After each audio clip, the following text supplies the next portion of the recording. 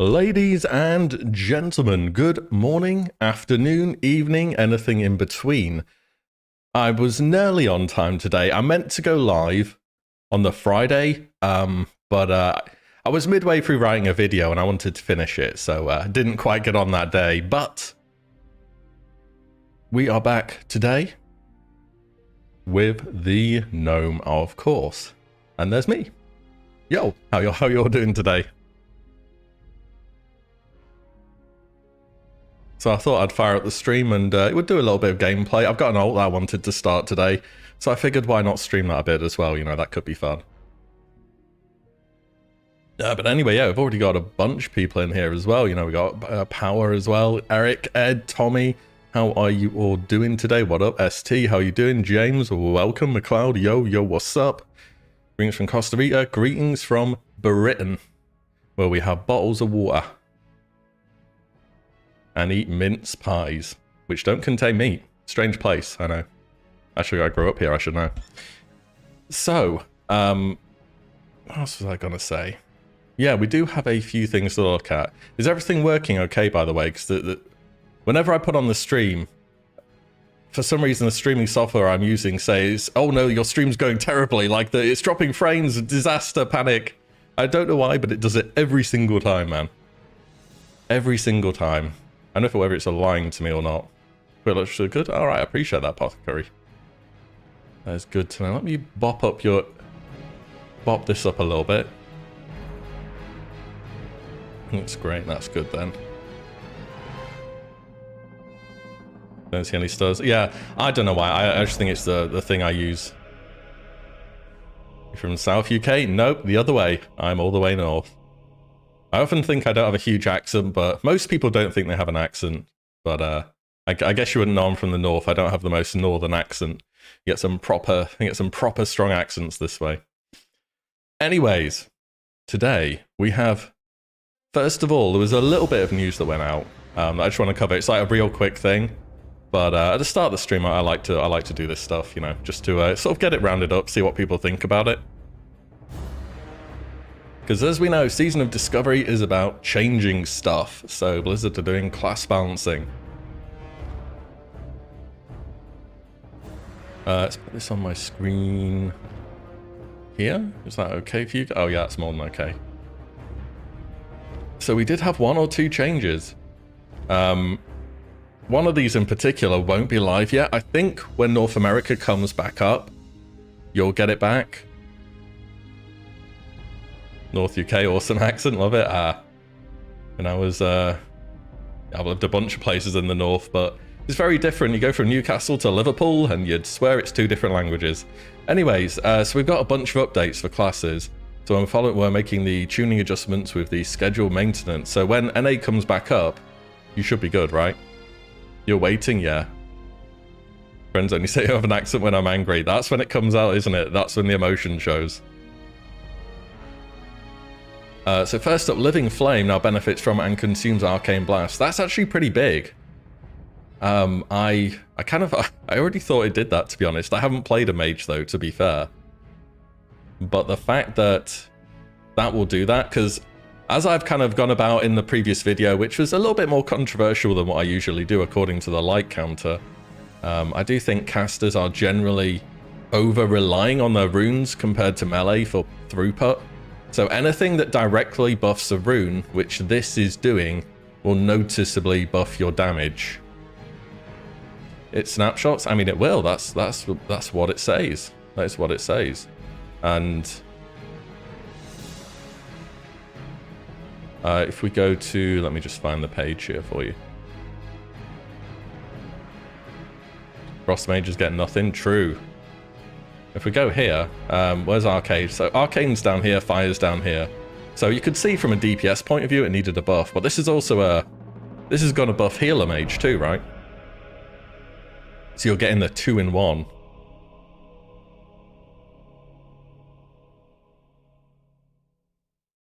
Hey Ben, thank you. Yeah, I'm looking out for the casters, okay?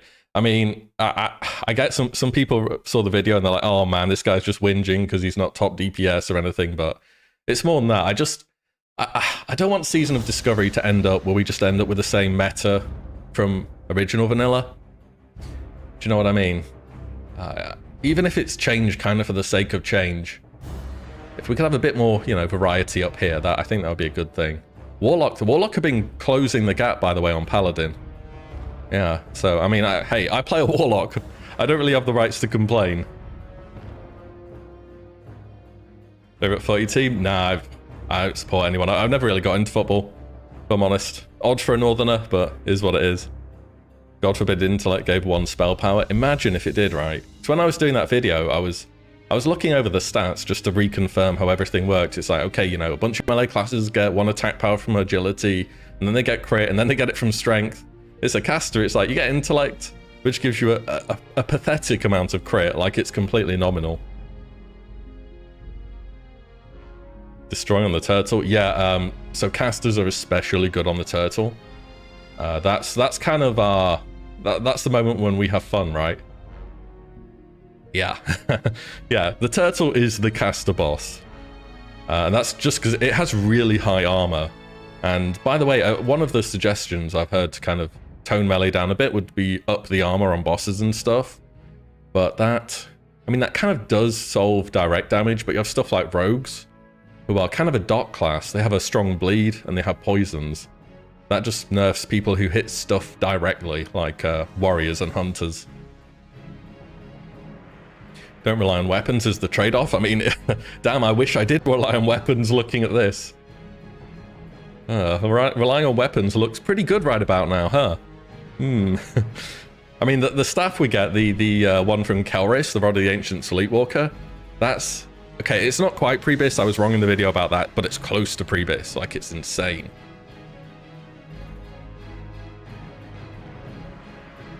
I'm just going to say it's kind of controversial, but the changes they did in Kata, where intellect gave spell power, now I look at it, I'm like, that kind of makes sense. Why don't casters scale with more stuff?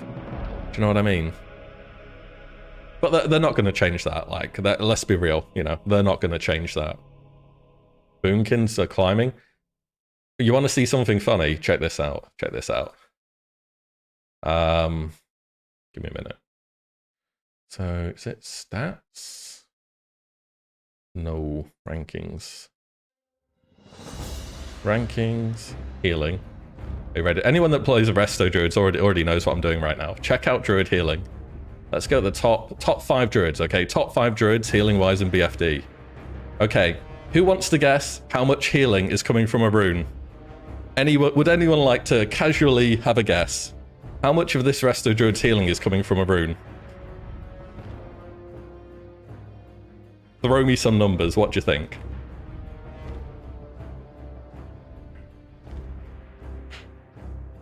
$99, $100, about 120, damn. Oh wow, growth, I mean... 80%, 50%, well... Would you be surprised if I said the correct answer was 96.37%? Resto Druid is literally wild growth, the class. That's it. Yeah, this rune is pretty good. It's pretty good, right? And this isn't a one-off, okay? Next Druid, wild growth. 95%. Next Druid. Wild growth. 85%. Holy crap, he's actually using his vanilla ability. Someone stop this man. Next Druid. 99%. Man casted like 1 healing touch by mistake the entire raid. Oh my god. Alright, next Druid. 92%, yeah, so. This is kind of what I was getting at in the video of runes as well. Runes are so class defining. They really make you what you are in this season so far. Like priests, we all know priests are incredible healers, right? Like we open up a few priests here. Let's see what we can get. This guy, Circle of Healing, rune. Prayer of Mending, rune. Flash Heal, not a rune. Heal, not a rune. Penance, rune. Next one, Circle of Healing, rune. Prayer of Mending, rune. Next. Again, the thing is you can solo heal with priests and Circle of Healing will pump a lot more. If you're running 2 healers, I think Penance goes up in value. That's what makes Mage Healer salty. Penance can basically heal a tank by itself. Yeah, I've seen it. Penance is ridiculous. And you have to worry about... Mage Healers have to worry about spell resist too. That, like, when Discipline was made into a thing where it healed through... Atonement. Atonement never had to worry about this stuff. It was just baked into your talents, and it's not now. Scroll down until you find Holy Paladin. Here's the thing, right?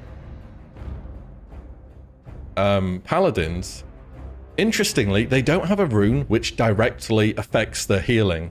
Okay, so it's not like you have Light of Dawn, or Divine Light, or Holy Radiance, right? You don't have any of these things. And so, what are Paladins healing through? They're just having to press Flash of Light. And then Beacon does the rest.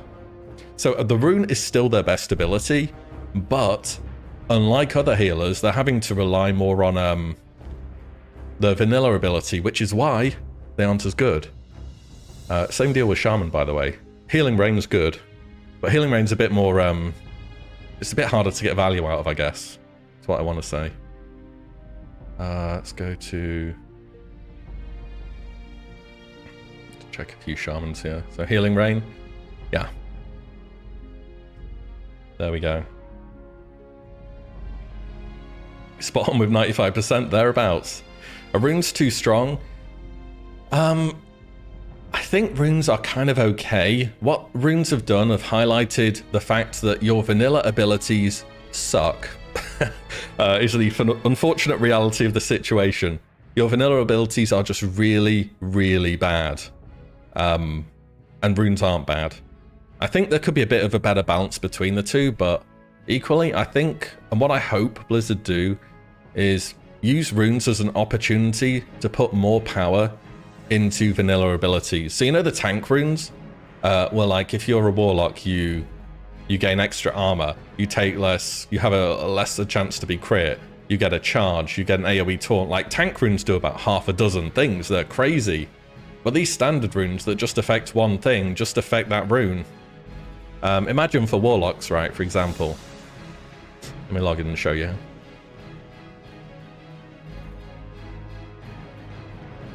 Impressed by the amount they've done so far. Yeah, I mean, I do think they're doing a good job, right? I know it sounds like I'm bitching about everything, trying to find problems, but I do just want the season to be good. And I think there is a bit of a mismatch going on here at the moment. So let's say, for example, throw a rune, right? So I have this one here, Lake of Fire. When I do a Rain of Fire, increases all fire damage, basically. Me and my demon do by 40%. What if, because this rune is directly tied to Rain of Fire, this rune also said, and reduces the cost of Rain of Fire by 50%. And that is a rune which is affecting that ability, but it's also buffing the power level of the vanilla spell as well, so it's just a less garbage, essentially. And Rain of Fire is okay, but at the moment, Lake of Fire is you're just going to cast a rank 1, like... The spell effect didn't show up. Oh, I don't have it equipped, I'm dumb. At the moment, Lake of Fire, when you're playing this rune, you put it on, you do this, you instantly cancel it, and then you go to casting Incinerate and stuff.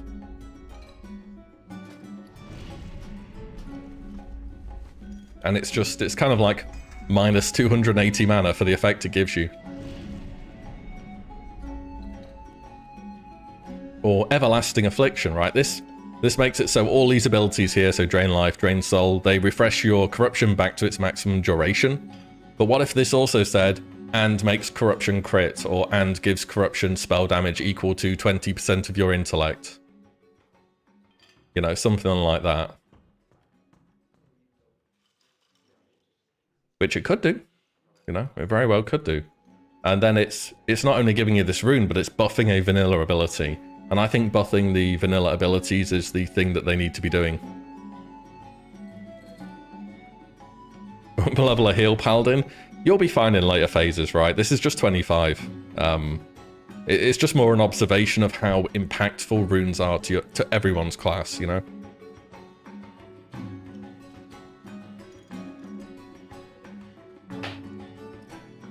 But yeah, that's just the conclusion I've come to so far. Thoughts on what classes will do best or better at level 40? It's really hard to say. I thought warriors would suck this phase, and Well, I was, yeah, I was a little bit wrong on that one, you could say. I thought Frost Mage would be good. I was a little bit wrong on that one, you could say. It's really hard to say what's going to be good at 40, I'm going to be honest. Maybe I'll have hunters taming gorillas, and the gorillas will be able to AoE down 3 warriors. Warriors never suck? Yeah, that's the lesson I've learned now, huh? Hello, Travis. Priests need a mana back spell. I mean, I think priests are doing okay.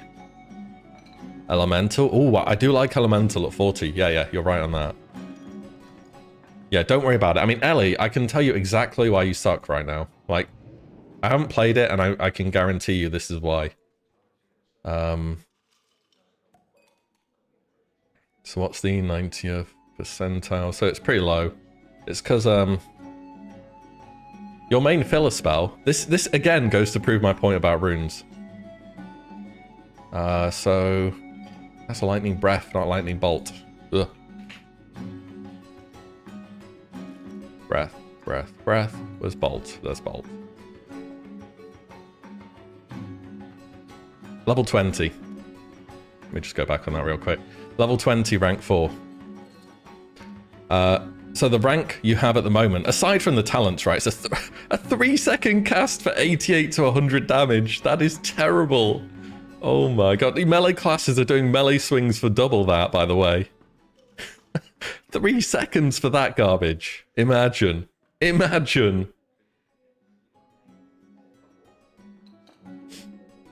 But if you rank it up one more, it's still kind of bad, to be honest. Like, this still isn't good, by the way. Is this right? Huh. Yeah, I guess this is right. Yeah, Lightning Bolt sucks. But Lava Burst doesn't, does it? Because a Lava Burst is a rune. And runes are good.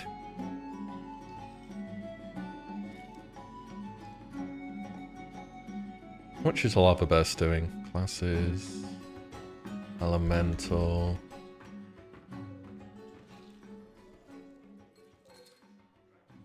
Lava Burst, average cast, 445. And that's a crit. Huh.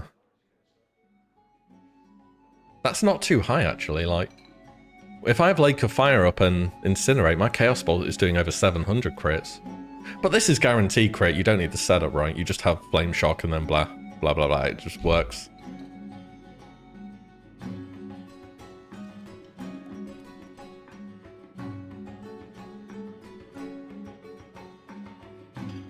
Look at your dagger? Yeah, sure. It's from the last boss in BFD. 12 damage and healing. It's pretty good, dagger, actually. So that's 12, and I've got the offhand from the quest, which is 4. Oh, so Overload works on it. Yeah, that's true, actually. Yeah. Look at Priest. Are Priest still the worst in the game? What do I want? Stats? Nope. Frost mages have that position, but mages you can play fire, you can play arcane. They're not great, but they are better. Frost mages though, woof.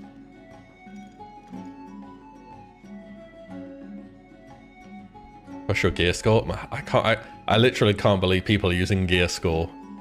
They're using gear score in Season of Discovery. Like, there's no way. There is no... Vanilla has never worked with gear score, ever. There are so many items which are good that are from lower level content. It makes sense in Wrath, kinda, when you can like tier gear between Ulduar and so on. In Vanilla, like, just don't use it. Just straight up don't use it. Just say I'm in Prebis, you'll get invited. Like, what the hell?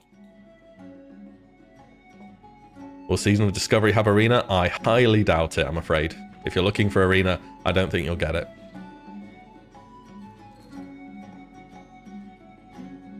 It's horrible for gnomes what people's gear is. Yeah, it is. Like, at the moment, on my Warlock, I'm wearing this. I'm not buying a neck off the auction house for 15 gold. I can tell you that right now. I'll put some 6 agility neck on. I'm not doing it for gear score. It has 2 stamina, okay?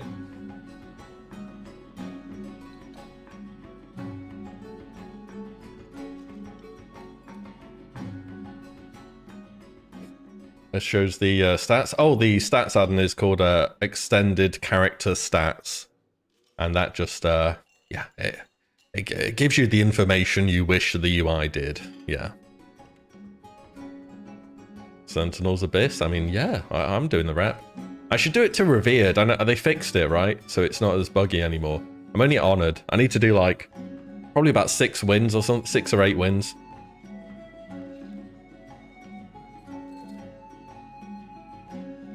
Oh, Melee Hunter's good.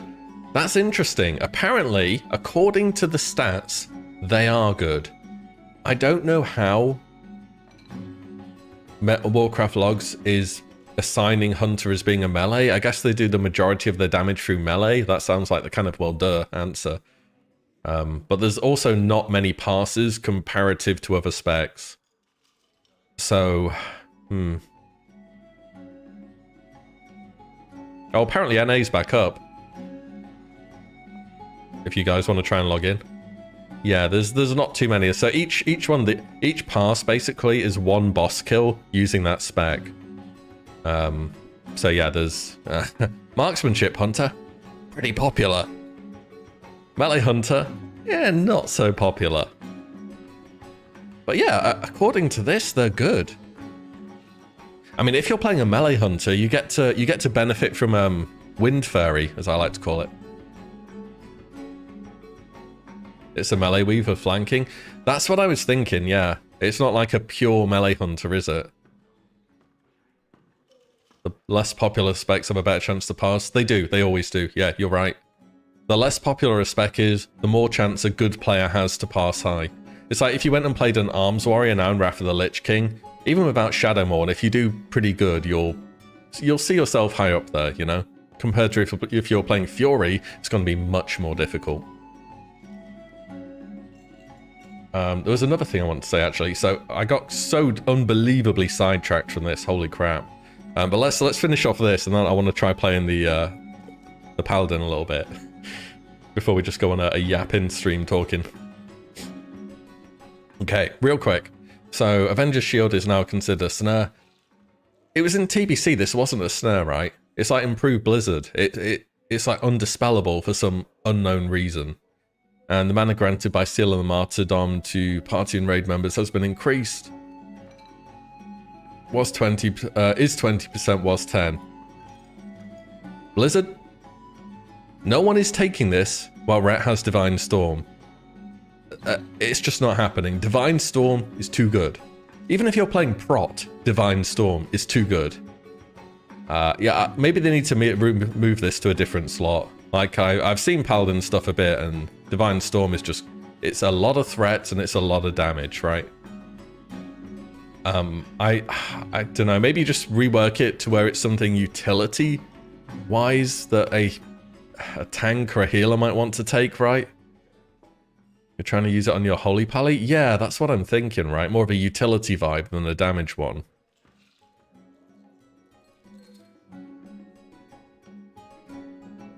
Guessing they'll add rune slots for boots and belts in Phase 2. Yeah, I'd expect belt. We kind of already saw that at BlizzCon, but boots would be nice too, yeah. And how long is Phase 1 going to last? If I had to guess, we are... So this Thursday, the 21st, will be 3 weeks. It released on the 30th. 1, 2, 3. At least another 4 weeks. So 1, 2, 3, 4. So Phase 2 will come out on either the 18th or 25th of January, in my opinion. To answer that.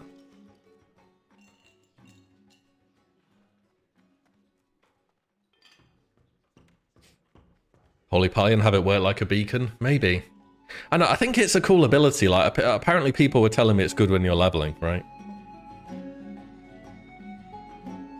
But yeah, we've also got Rogue, so Blade Dance has been updated so it gives 10% parry at all ranks, and combo point spenders just increase its duration. I mean, you're never getting a full duration Blade Dance, are you? Let's be real. Unless you're main tanking a boss that's purely single target, you're just not going to get it all the way up. I think is what's going to happen there. You can twist it? Oh, if you can twist it, that changes things. Wait, how are Paladins doing? I mean, they're alright, like... Let me look where their damage is coming from. Oh, wrong one.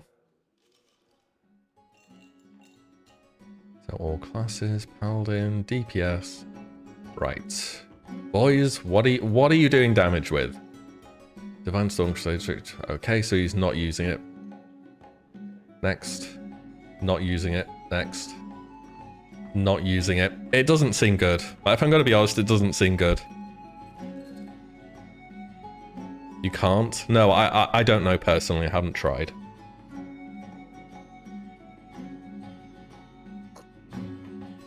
Oh, yes, the sword, though.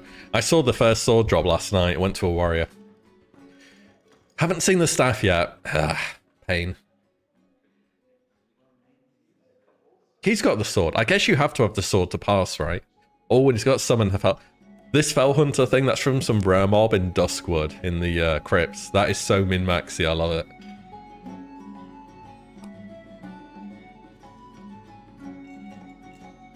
And yeah. Yeah, it's basically all three are the same. None of them are using it.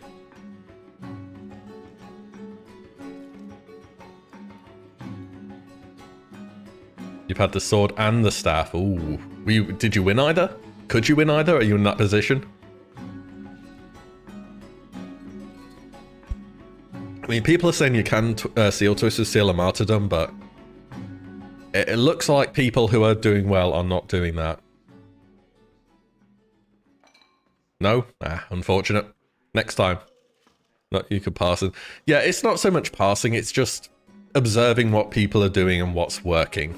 And I know, I think passing is kind of memey at level 25, like, I'm not going to lie, but I just use it for the data, right? To see what people are doing.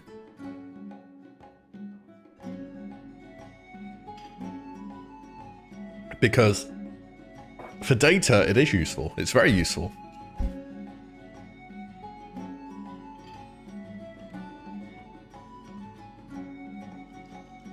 It's in Classic 2019 until they fixed Seal of Command Twisting and Seal of Blood isn't used.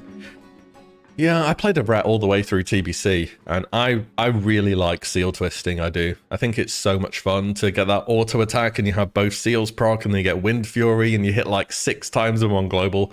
I love it, it's great.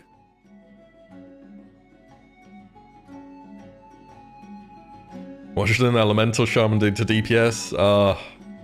I'm sorry, yeah, there's not much you can do. It's out of your hands, I'm afraid. It was always going to be this way. I hate to say it, but you're missing so many talents. You have a crappy rank of Lightning Bolt. You suck it up, play some ults, and sit tight for phase 2 and hope things get better. Yeah, there's not much you can do. I'm sorry, man. I really am. But yeah, we've got a few things left here. So mana granted from Shamanistic Rage to party members has been increased. Doesn't this give like literally no mana? Or I haven't played with a shaman, right? I haven't rolled a horde character on Season of Discovery yet. So isn't the mana this gives like non-existent? So I looked at the values it gave and it doesn't seem good.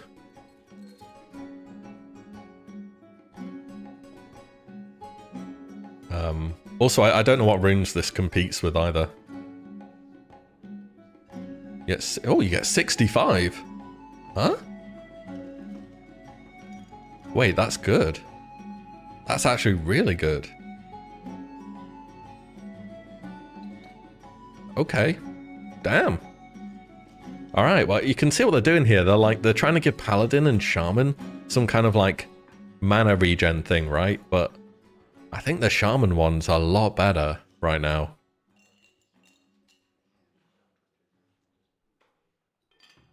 Wait, to give party and raid members.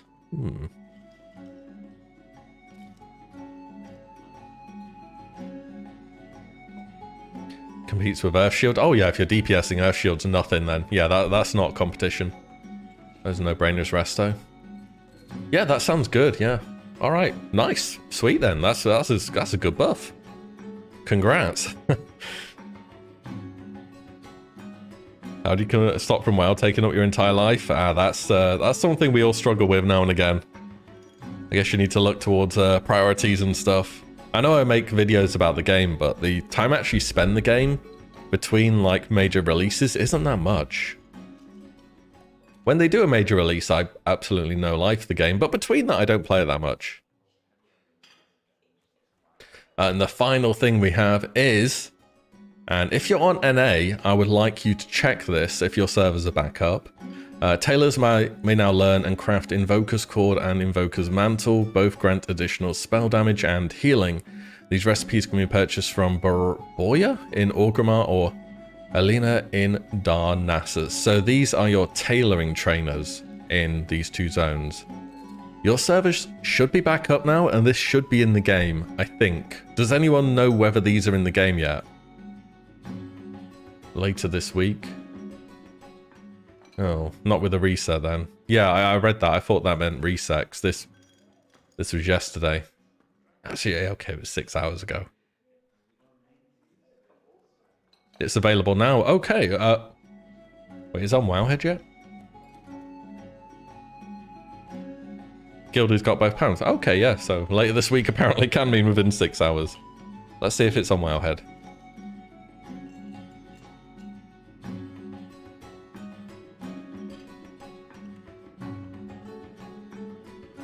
Not on Wowhead.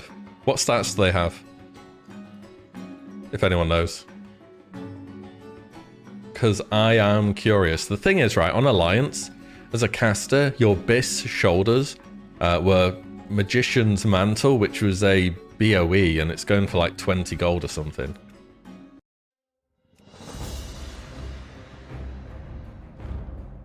Log in and check. Yeah, I mean, if you're able to, that'd be great.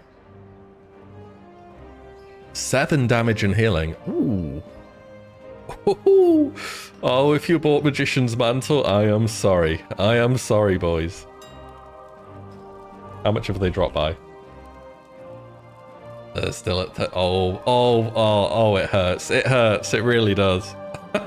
Oh, no. Oh, no. If you spent money on these, I am sorry.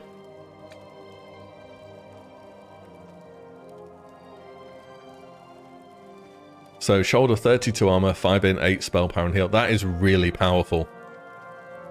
Wow. You sold 2 of those? Well, you better sell the rest of them real quick if you had any more. You just sold them yesterday. Rip to the guy that bought them. Ouch. So it depends on what you value more, int or spell power. Everyone values spell power more. Everyone. Like, don't worry about it. Everyone values spell power more. Yeah, no, the bonus int just... It's not it. It's not it.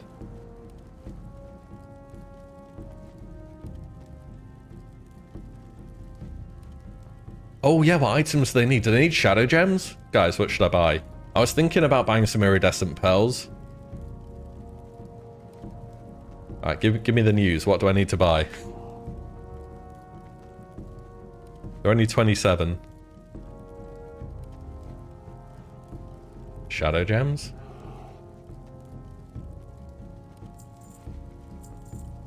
And wool. Okay, wool's fine.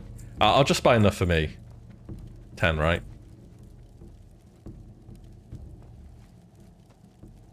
Shadow gems. I mean, on EU, we don't have our patch till tomorrow. They're probably iridescent pearls. I mean, some people can see them. What do they need? The new shoulders.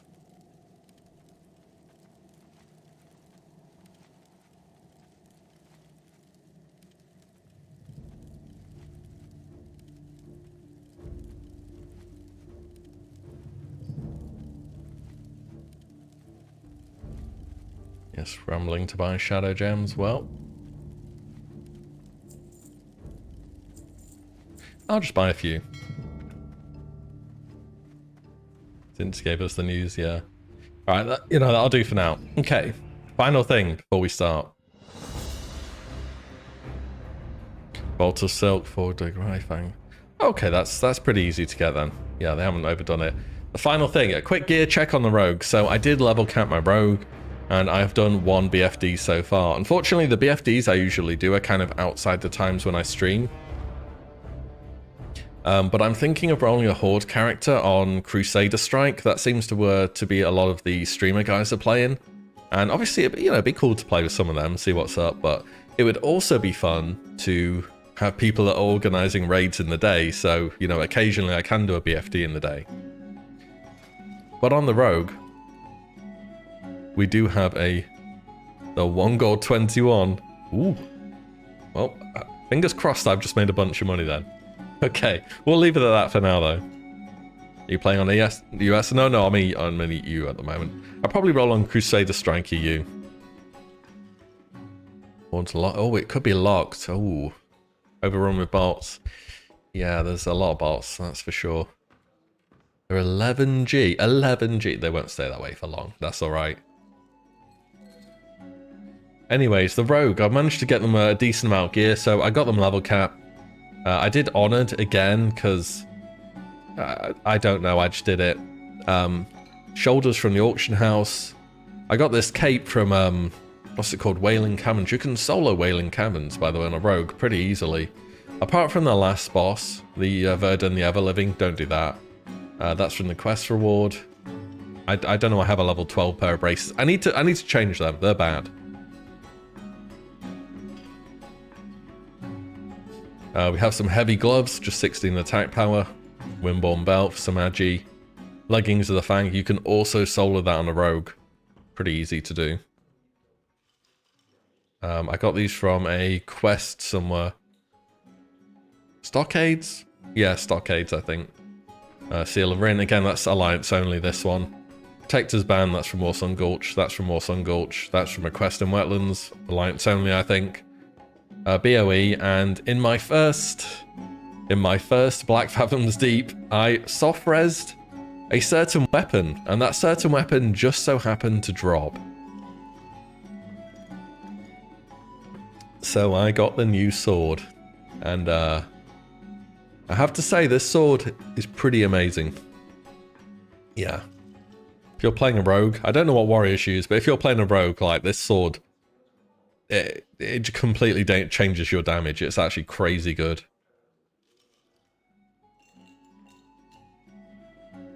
Someone bought all the Shadow Gems on Lone Wolf EU. Oh, the great Shadow Gem rush. But we've been live for an undetermined amount of time. 47 minutes, that's a good amount of talking. See you in the next one. I'll say it at the end when we are going. Because it is time to begin a new journey. It is time to start off on my third alt.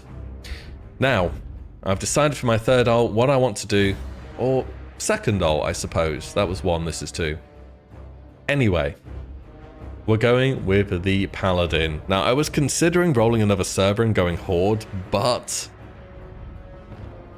Paladins, they're Alliance only, right? So I may as well stick with where I am. I mean, I have gold on this server, so I can help this character out a little bit. And originally in 2019 in Classic, Paladin was my first alt that I ever played. So I'm going back to it, and I'm pretty much recreating the character that I had then, which is of course a Dwarf Paladin.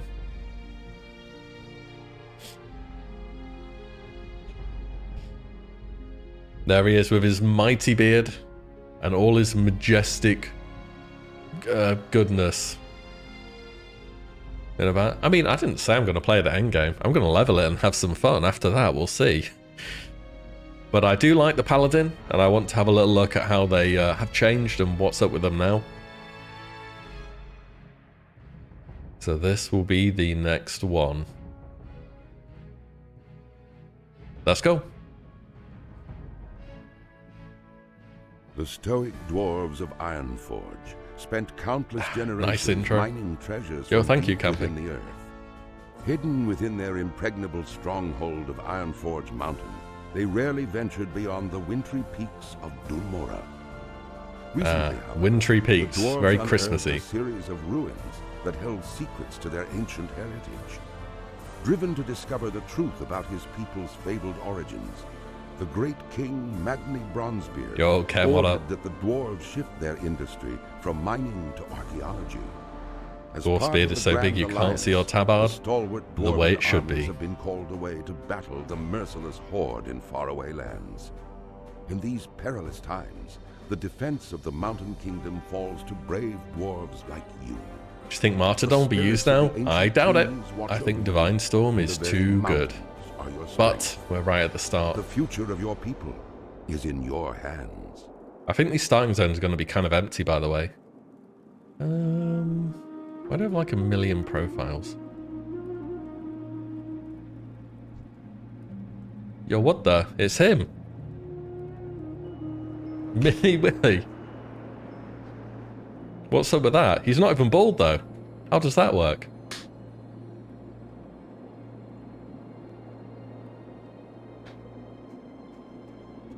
We begin the first step of many. It's not too bad, it's the starting zone. It should be kind of empty, right? How are ya? Let's go. Wait, do I need to change anything here? Let me...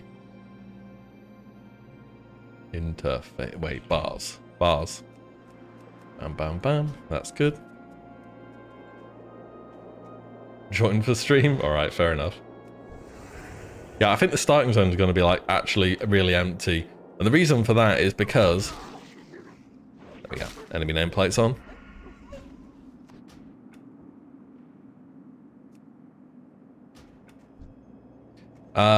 It's the endgame zones which have like all the layering, right? Like all of the layering. So you don't have to worry about this so much in the early game zones because everyone's layered and playing on, you know, in Ashenvale, there'll be like all the different various groups and stuff. Red Pallies are not a meme anymore. They're not. I played with them. They're doing great in the raid.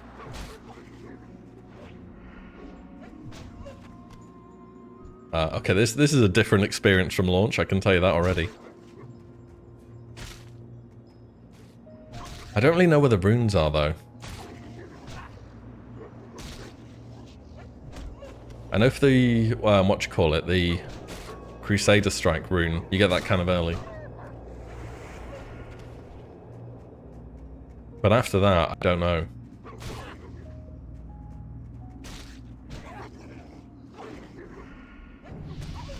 There's level 2.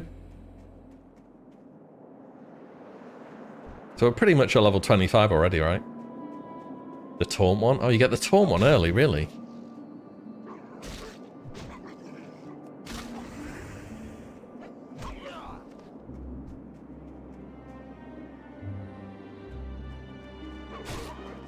It's gonna be hard to enjoy vanilla without the runes. Yeah. I'll tell you what, guys, what do you think is going to happen at the end of Season of Discovery? Alright, you know, it's come and gone. We've got level 40, we've done level 50, we got to level 60, we've done all the classic raids, you know, we've done our Kara Crypts, we've done whatever else there is. What then? What happens next? What is the next step? Do these characters get pushed to classic era? Is there like a seasonal era server? Burning Crusade Season of Discovery. Holy! Now that is something I've not considered. What can I do for you? Let's get those. Yeah, I need to remember to actually keep a pair of gloves in my bag. I've done this before, where I've been given I've been given a rune and I don't have an item to put the rune on. It's kind of sad.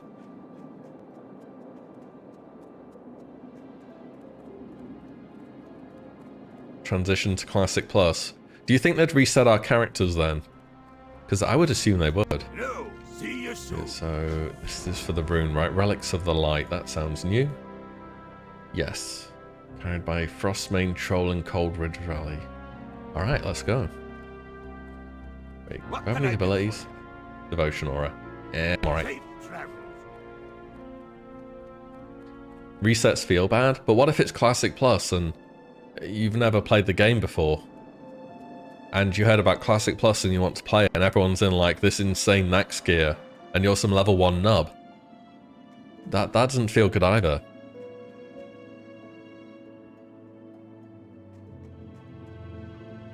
Got those heirlooms on. I may have something in the mail, but we'll get to that when we get there, you know. Look, I have gold on this server. I'm gonna use it, alright?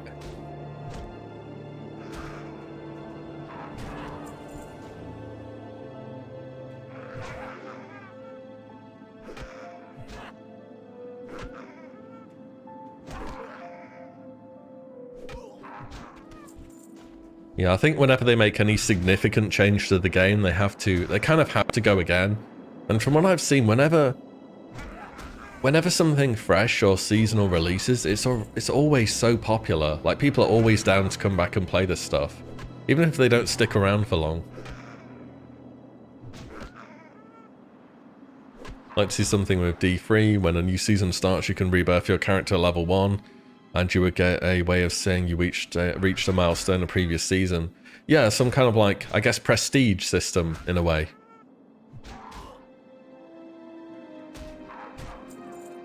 I was thinking that, actually. So yeah, some kind of prestige system. It's like if you beat, you did hardcore and you beat rank or whatever, you get Survivor of the Fire Lord. Like, you have all that time invested and you just get a title and it's like, I did this thing was cool, you know, that's it. Pet or a title. Yeah, I don't think that's too bad. I don't think it needs to be something crazy. Pet battles. We say pet, yeah, no, companion pet. Like a mini Ragnaros that pops out the floor and shoots a fireball at your head.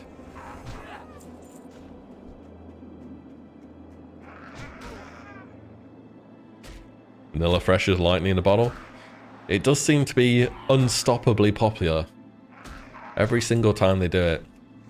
It's kind of weird in a way, right? MMOs are these games about these long journeys and constant progression. And yet, whenever we get reset to level 1, they instantly become more popular. It's kind of strange. It's like this genre shouldn't be successful seasonally, but it is successful seasonally. Very successful. And it's across other games too. Like, I don't know how many of you guys play old school RuneScape or know about it in some capacity, but that game has seasonal servers. And they're immensely popular whenever they do them.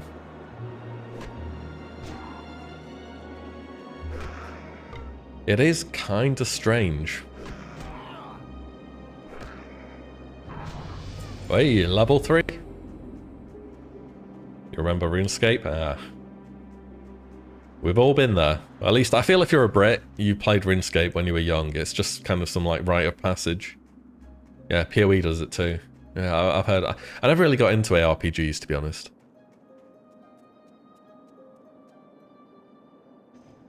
Is using a guide mandatory when you're playing OSRS? Well, not mandatory, but it's going to make things easier, isn't it? Yeah, I should go pick this up. I will say this about RuneScape. You'll be spending a lot of time on the wiki.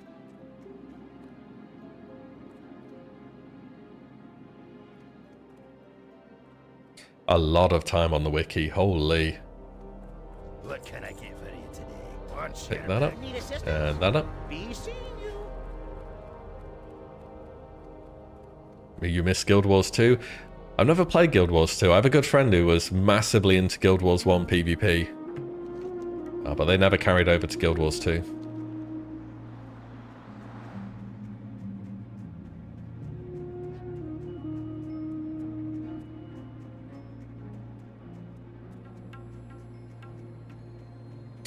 Is old school RuneScape free-to-play friendly?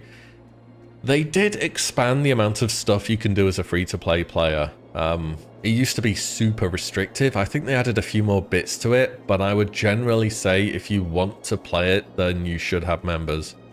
It's kind of like freemium, that's what people say, right? But when you're first starting, you're not really going to appreciate what the difference is, so yeah, just go for the free-to-play, I guess, if you want to give it a try. It's a good game. I play it on and off. I haven't played it for a while, to be honest. The add-on stats, it's called Extended Character Stats, ECS. People still make RuneScape content? They do. And it's very popular. They're so creative, though. You know, I've often thought, you know, can I do something like what's Settled, right? You guys know Settled, right? Or some of you will. Can I do something like that in the Warcraft universe? And I've always struggled with, like, how I would do that if I would. Maybe it's just not in my wheelhouse, right? It's not what I'm doing. I like watching it, though. It is good.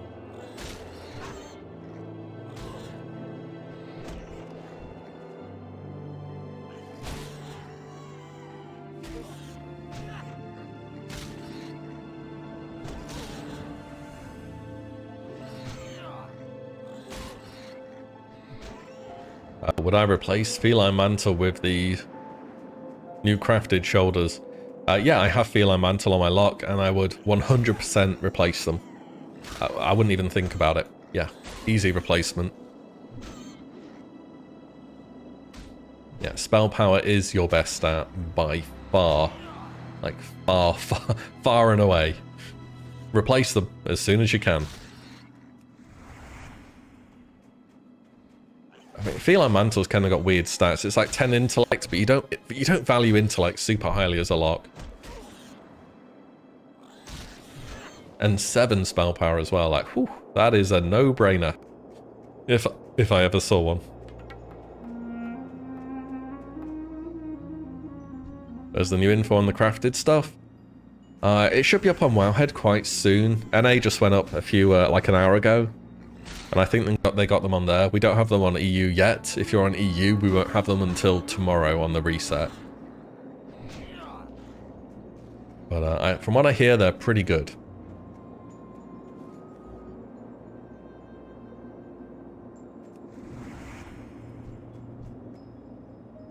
Yeah, so we'll wait and see on that. Or just refresh Wowhead a lot. Wowhead's usually pretty good at doing this kind of stuff. Bolt of Silk price skyrocketed. You wish you didn't sell all yours. Yeah, that's this is kind of this is the nature of a beast when you have unknown content. It's like when we all came into this server, did anyone know fish oil was going to be like 50 silver a pop early on? Nope. But that's how she goes. You just don't know, you know, discovery.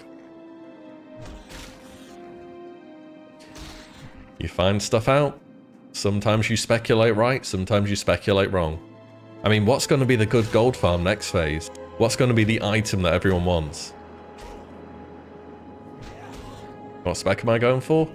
Just leveling at the moment, so I'm fine playing. I'm going to be leveling as Ret for the most part. But I could definitely do some dungeons as Prot.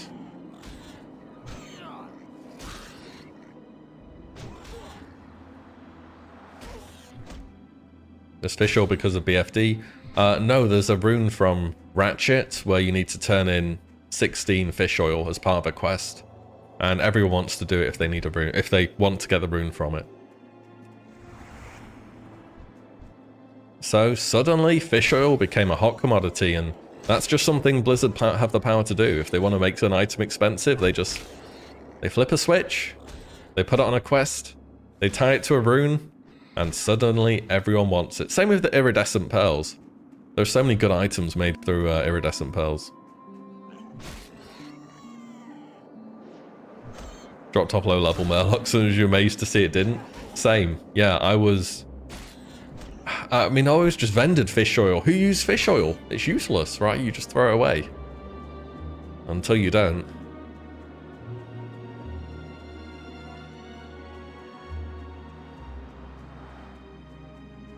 Shoulder costs 6G to farm. You can buy off one off the auction house.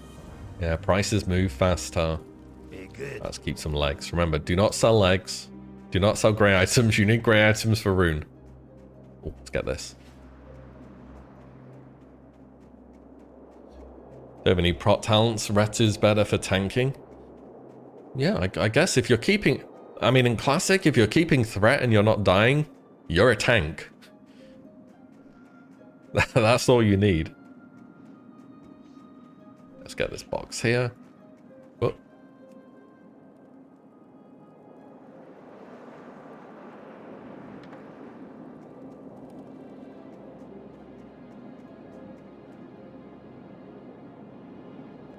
The shipment items made through the crafter sells those items too. Yeah, there's a lot of new ways to make gold, that's for sure. Consecration. I think if I was tanking, I'd want at least Consecration or Divine Storm, and obviously you can't get Divine Storm till a very high level. So I would probably still go down the Holy Tree and get Consecration, but Great to meet you. We don't have dual spec at the moment, so that's kind of a pain to do. I do hope they put in dual spec next patch, by the way. Divine Storm's best for tanking. Yeah, I've seen it's really good. Yeah, it just generates a ton of threat. It's kind of a unique way of thinking about it, right? Usually a prop pally would never have Divine Storm. And now they can get it. You don't use Conk? Oh, I guess it's kind of bad for mana. What am I getting here? Oh, box. Yep.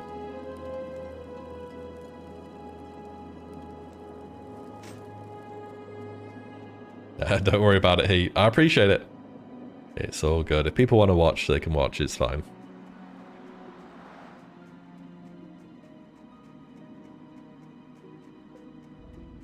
You want commands, so you can't get conk.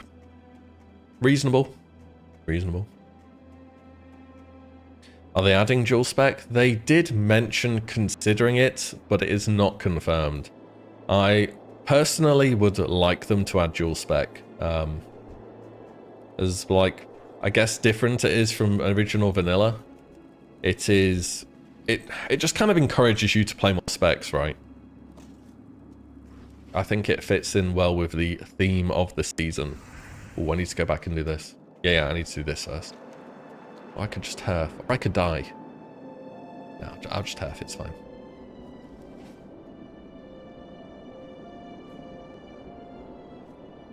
Are there new locations in season, or is it just different class builds?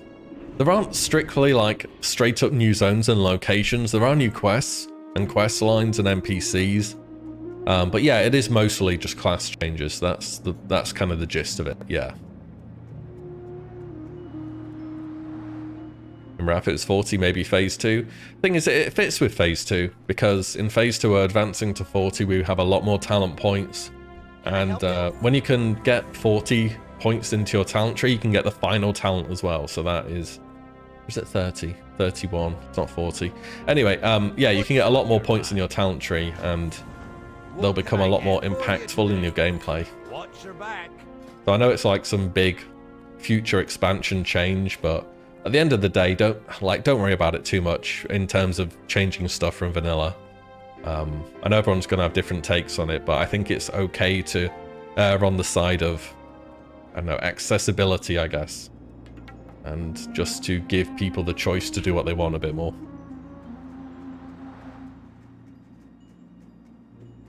Because then you can play a class which, on my rogue, for instance, the PvP spec and the PvE specs are completely different.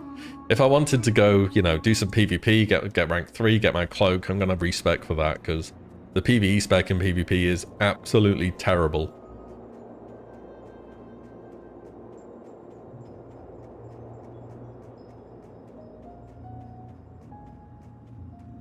Need to have the barber shop. Unfortunately, I'm not sure you're gonna get that one. Hi. It's okay, just turn show helmet on, then you don't have to worry about it.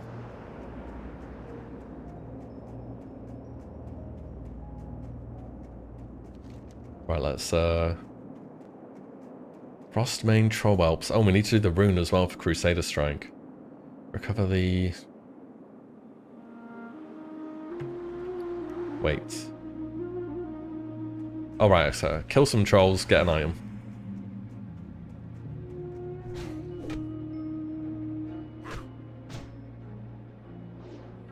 Anyone who wants to know changes can stick to classic servers. You're enjoying SOD? Yeah, that kind of is it. Unleashing this new ability after 10 seals. Oh, do I need to go train Judgment? I think I need to go train Judgment, don't I? Yeah, I do. Oh. I'll do that after this quest.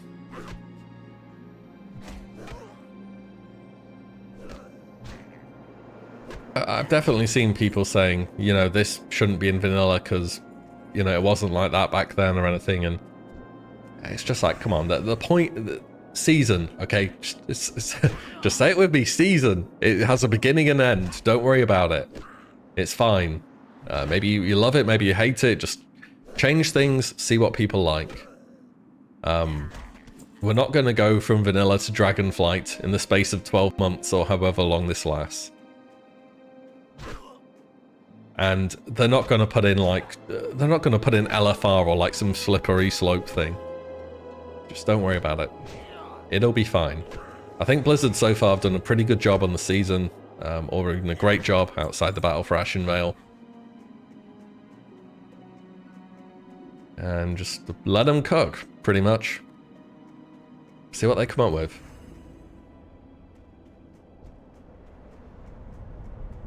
Yeah, LFR, I know. I swear, some people like, You say you want to change and they're like, oh, next thing you're going to want LFR. It's like, no, bro, there might even not be LFR in Cataclysm Classic, by the way.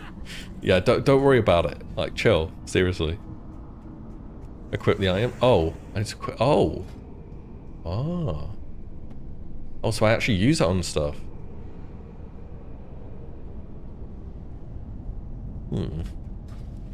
Yeah, I don't have any add-on for the runes, by the way, so I'm just running around doing stuff right now. Oh, these places, this is pretty camped in here. Then you need to judge. I knew I needed judgment. I don't have it right now. I have to go all the way back. So I'll go all the way back. I'll get judgment because I need to come back here anyway. It's fine.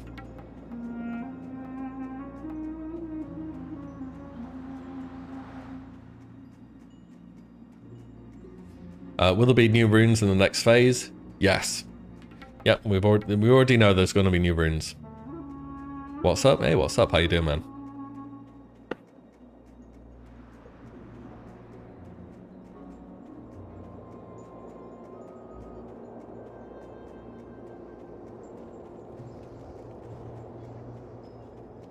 Let's go and grab that.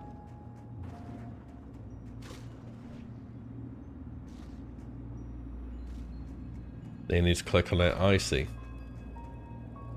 Can't do that yet. Yep, okay, that makes sense.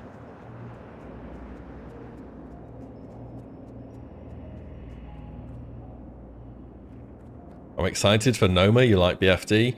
I tell you what the main thing I'm concerned about Nomagon with. What's on your what I'm concerned about yeah. The main thing I'm concerned about Nomagon is so Noma has a lot of bosses that are immune to stuff, like elementals or mechanicals. Like you can't gouge or disorientate mechanicals, you can't poison mechanicals, you can't bleed mechanicals. And then there's the whole, you know, the place with the what's it called? Viscous fallout. Yeah. Viscous fallout. So this whole place with the elementals is... There's a lot of elementals in there, and they're immune to a bunch of stuff. So I really hope they don't go too far into the vanilla thing of X enemy is immune to Y damage, so sorry, but you suck. Because they changed the first boss in BFD to be like that. Immune to nature? It should be. Yeah, they should be immune to nature and frost. The elementals, at least. Oh, Marco, thank you. But it's just... I don't know. It's like with Molten Core as well in the future. Ah, I'm stacking. I'm stacking. Nice. Molten Core in the future, right? What if you're a fire mage? It's like, yeah, sorry, you just can't play the game. Unlucky, bro. Like, I don't know. I feel like that fit back then, but why can you melee a fire elemental? It's going to be too hot. It doesn't make sense. You wouldn't be able to hit it with a sword. You drop your weapon. Like, the only people that should be able to hit fire elementals would be, I don't know, hunters. You can shoot arrows into them. Frost mages. Like, it just doesn't feel like a consistent design.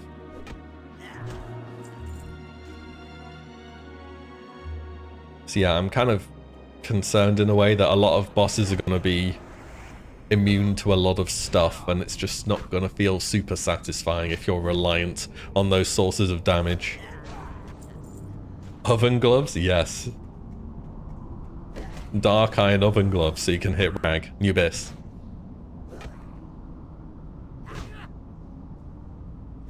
They made 10 run made for BFD because it's small, but Noma's a bigger area, maybe 15 man. I think they'll stick with 10. I think 10 man raid with a 3-day lockout's been quite good. Don't want to play Frostmage for 6 months again ever. You will press the Frostbolt and you will enjoy it. Anything immune to Holy? I think Holy is one that stands out in that regard, yeah.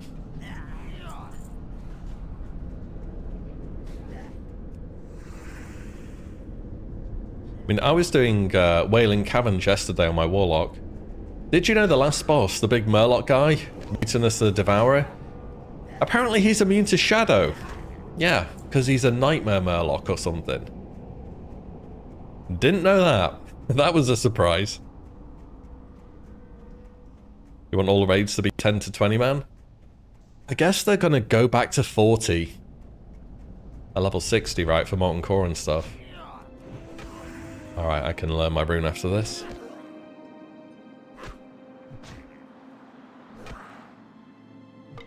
And this in, and then I'll go grab it. And I use the rune now, apparently. Oh! Learning!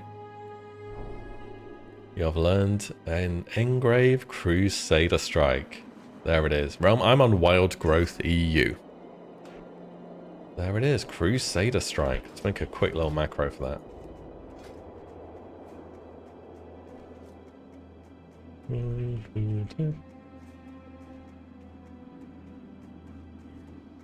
Readjust. Start attack as Crusader Strike. Look good? Okay. Great to meet you. Ooh, upgraded with my weapon as well. Don't mind if I do. Congrats. Thank you, thank you. We will be testing this out. So I'll go hand it. I'll go do this quest. Then we'll go over there. Wound up running fire after a look at WoW logs. Yeah, I hear fire's good. Depending on your boss kill times, I think. I'm a viable DPS. This is all it took?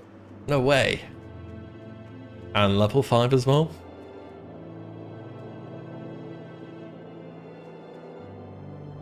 Server? Yo, Joel Samuel, I'm Wild Growth. Wild Growth for you. I need to make some commands. Been saying that for several weeks now, but I'll get around to it, okay? Ooh, that damage! That is not bad. I'm liking it. Do both the hits proc your seal as well? Let me just wait a moment. I'll wait for the patrol. I want to check this out.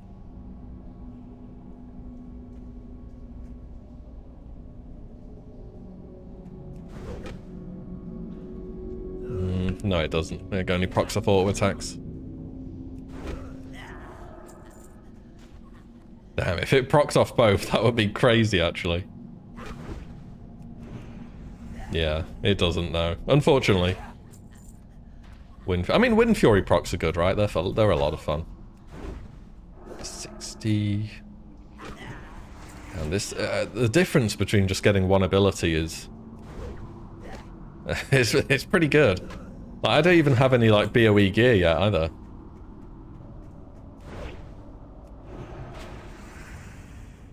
What's the add-on when it shows an ability's off cooldown? Ooh.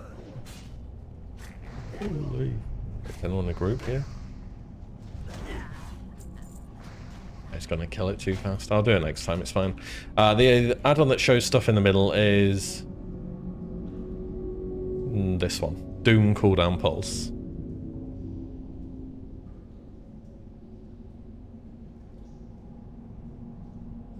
Yeah, he respawns so fast anyway, it's fine. And there we go, done. Let's go. Busted class. Yeah, I hear Rets are pretty good in PvP as well, right? Like, you get hit by that... you get hit by Hammer of Command and then they just absolutely global you with the damage.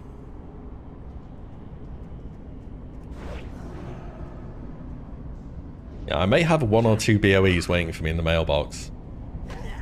We're gonna be powering up pretty fast. Got to Judgment.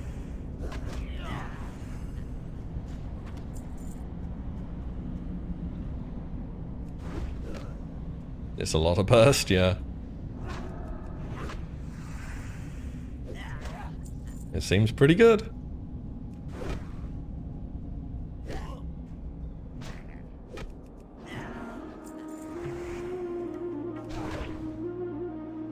I also wonder, right, part of the reason why I rolled a dwarf is Blizzard have kind of been, they haven't explicitly said it, but they've like almost been alluding to the fact that whatever racial you pick for your class is kind of not a big deal. I don't know whether they're going to allow us to racial swap or anything, or they're just saying it from a point of view as like, you know, it's easy content, just do what you want. But weapon skill is kind of an undeniably big deal. I'll just take this for now, especially when we get to the higher levels.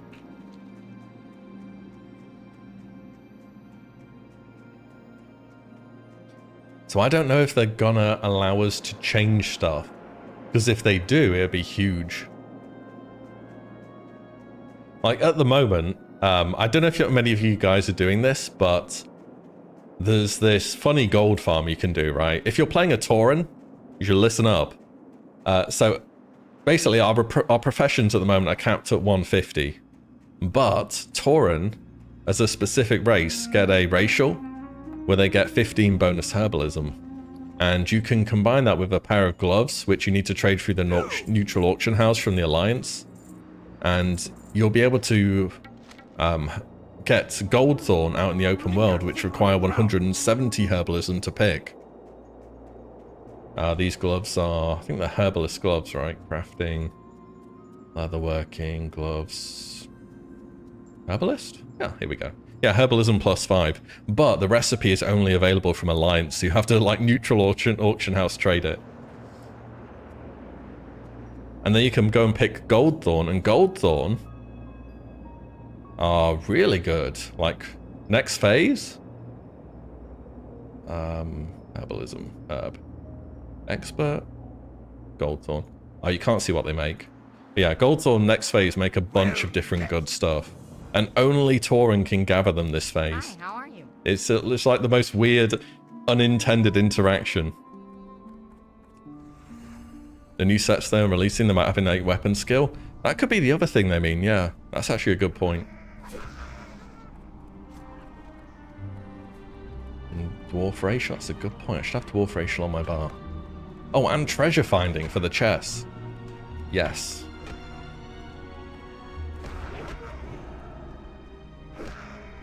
Get that. Get my loot. Thank you. You know what, I might as well just kill them. I need the XP, don't I? Yeah, but these items we have are releasing at the moment and BFD are so strong, so you could be right. Maybe weapon skill just isn't a concern because it's easy to get. Maybe you can get enchantment of the Edge Master, right, which gives you Edge Master's bonus on all weapons.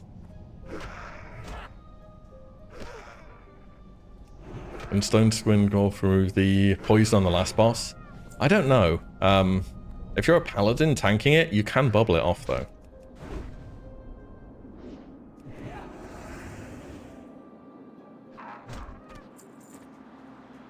You've seen the new tailoring items. They're not up on EU yet. I'll be able to see them tomorrow. They should reform it into expertise. Yeah, kinda. I mean, it is a better solution, I guess, but I think they're gonna stick with how things were in vanilla. Hope the weapon skill changes come into effect in phase 2. Would have been great in phase 1. So many people pick human for the weapon skill racial. Yeah, I mean, I picked human on my... I think I would have picked human on my rogue anyway, if I'm not being honest. Just because I think they look cool. But yeah, a lot of people will have gone human or orc specifically for the weapon skill bonuses.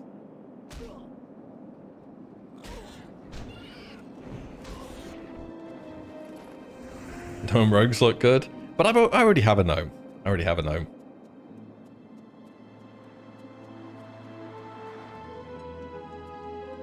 Crazy that changed that when you press C, your character pane on your bags would open. I don't have it bound to C, but yeah, if I just click my character info, it does open my bags. I don't. So when I want to open bags, I just do Shift B, and for my character, I just click it. So I don't know. What profession do you think will get the next epic void items? I think they're going to stick with the crafting professions for the epic items. So if you're a mage with tailoring at the moment, I think that'll be a safe choice. What did you change then? I am not sure. I don't know.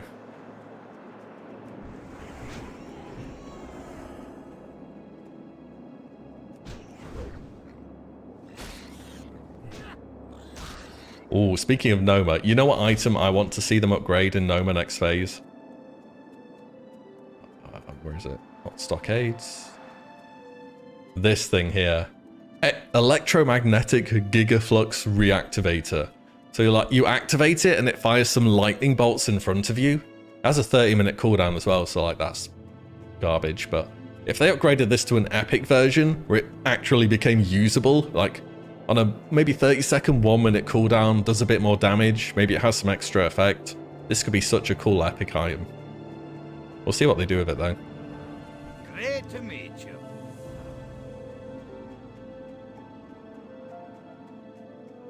But I am looking forward to How Noma. are you?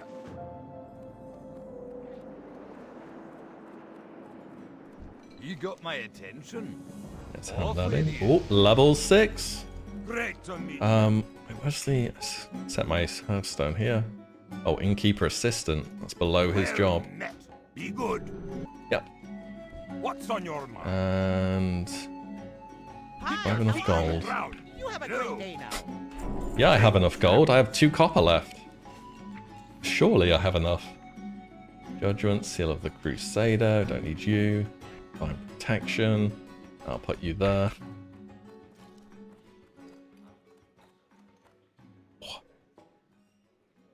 Right. Oh. Guys, I'm just gonna go for a pee, and then we will carry on. Okay? I'll be right back in just 1 moment. Yubby.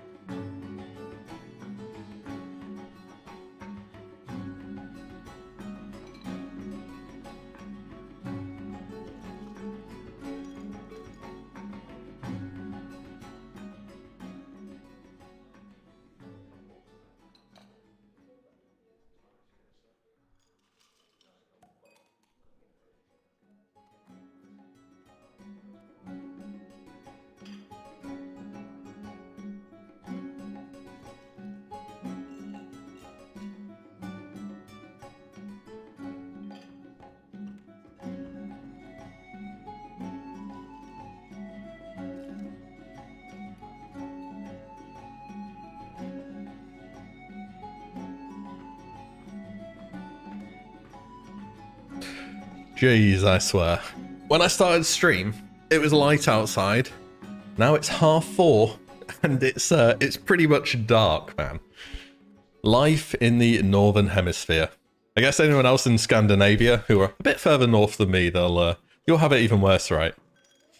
But damn does it go dark early. It catches me off guard every single year, without fail.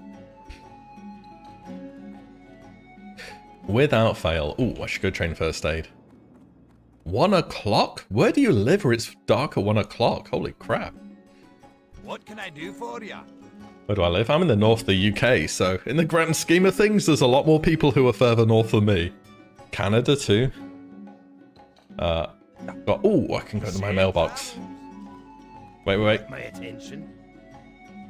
Off with you. Nice. Buff. Let's grab some...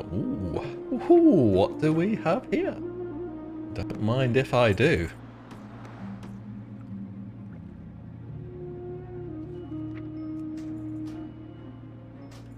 Okay, no one saw that. These are just... it was a big quest reward that I just hadn't turned in yet. Very big quest reward. Okay. Hello, Addy. Canada too? Yeah, I imagine. For sure.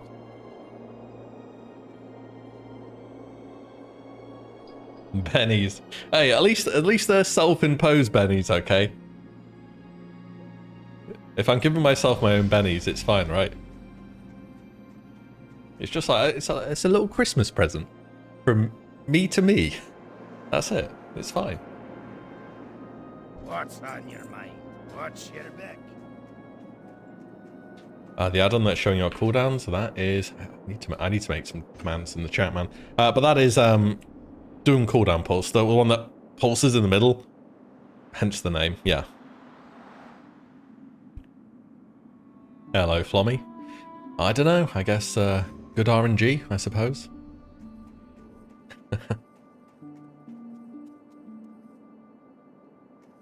What's on your mind? Yeah, it is summer in other places of the world. That's...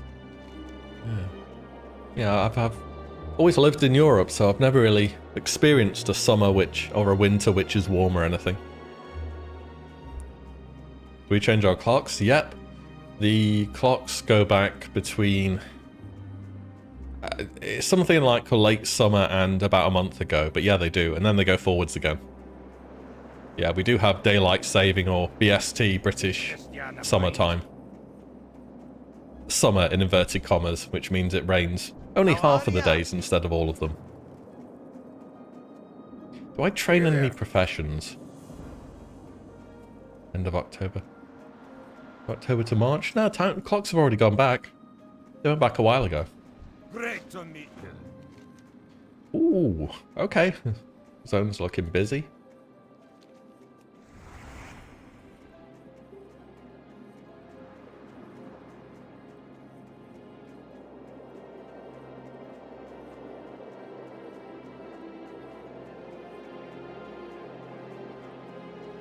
By the way, guys, are there any runes around here that I should be getting as a paladin?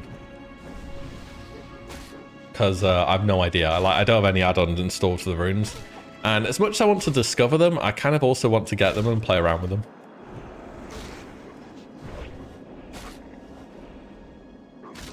How is Penance healing 67 a tick? Bro, this ability is giga busted. What the hell? That's like my full health bar from one Penance. Go to Elwyn. I mean, I can go there later. I don't want to go there right now. Go to Elwyn. Oh. Well, I guess I'll be getting runes later then, because I want to quest a bit more here. Damage will jump a lot from Seal of the Martyr. Are you saying I should go to Elwyn to get my seal? Seal of the Martyr then. I mean, we'll see what we get. We'll just continue chatting about stuff. Playing the game a bit. You know, it's fine. What server? I'm on Wild Growth EU. At 10. Okay. Not worth the trek. I mean, I could go to Elwyn and just quest in Elwyn. There's no reason I have to stay here. So it's fine if I do go there. But equally, you know, it's a long way and I don't want to just be doing a stream where I'm doing a run for like 20 minutes. Do you know what I mean?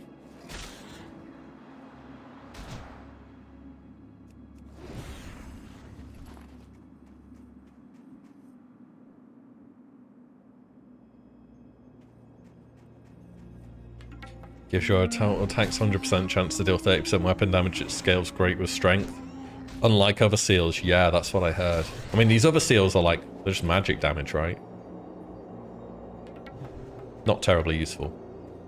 Hit a deep run tram. Yeah. I think I'm just going to quest here for today at least.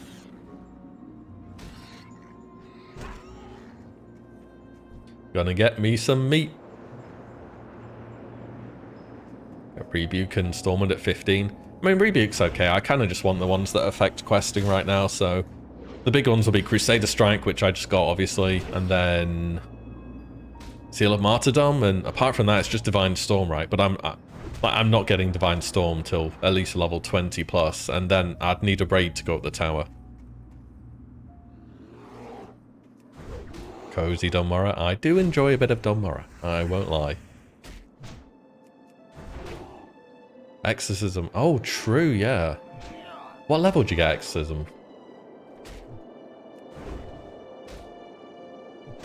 20? Oh, okay, well that's not happening today. Alright, don't worry about that.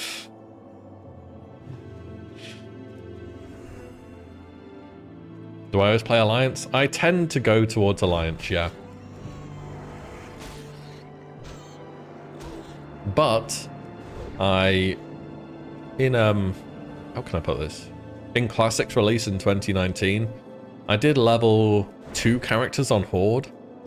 The first one I leveled was a Shaman, which is called Willy Zugzug. Creative name, I know. Maybe I shall remake him.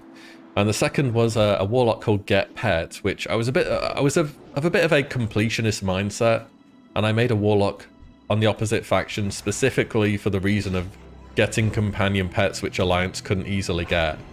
Yeah, I leveled a Warlock to level 60 for that.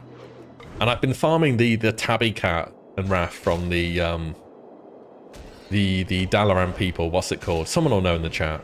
The Horde only one. I've been farming that. I haven't got it yet. Well, I say I've been farming it. I haven't done it since Season of Discovery released. What's it called?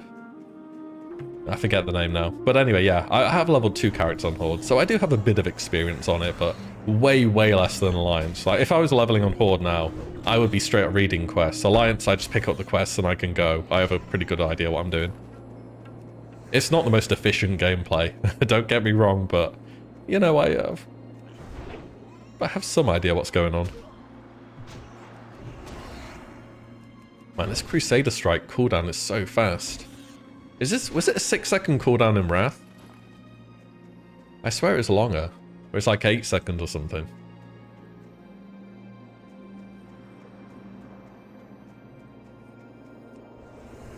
Have I found the Tiger Mount in Winter Spring? I started doing that in 2019 Classic, and I got to Honored, and I just thought, I'm not doing this. So, like, I genuinely can't be bothered. I wanted the mount, don't get me wrong, but the amount of times you had to go back and forth between the trainers, I just couldn't bring myself to do it. I will probably do it in... Do they update that quest in Kata? They do, right? To where it's a daily? You just go there and you kill some stuff, you feed your pet, and you get it done.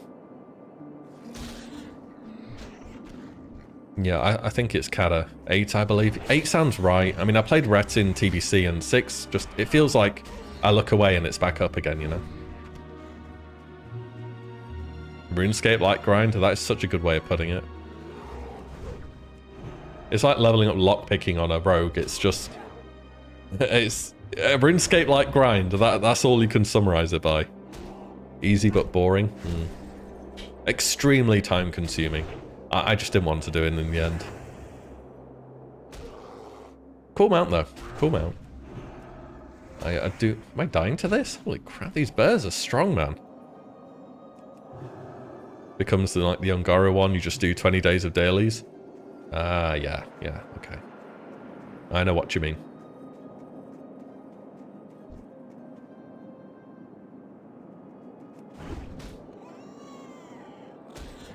Horde in Classic is so much easier to level. Ooh. Do we agree, chat? Horde is easier to level than Alliance. Thoughts?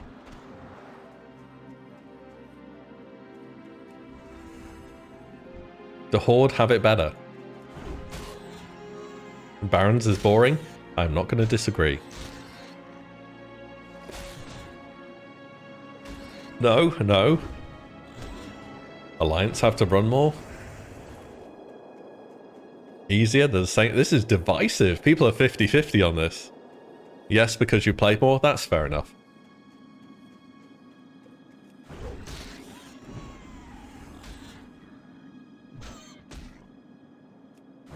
You counted them 3 runes in Domara. Oh, so I can get a few here then, right?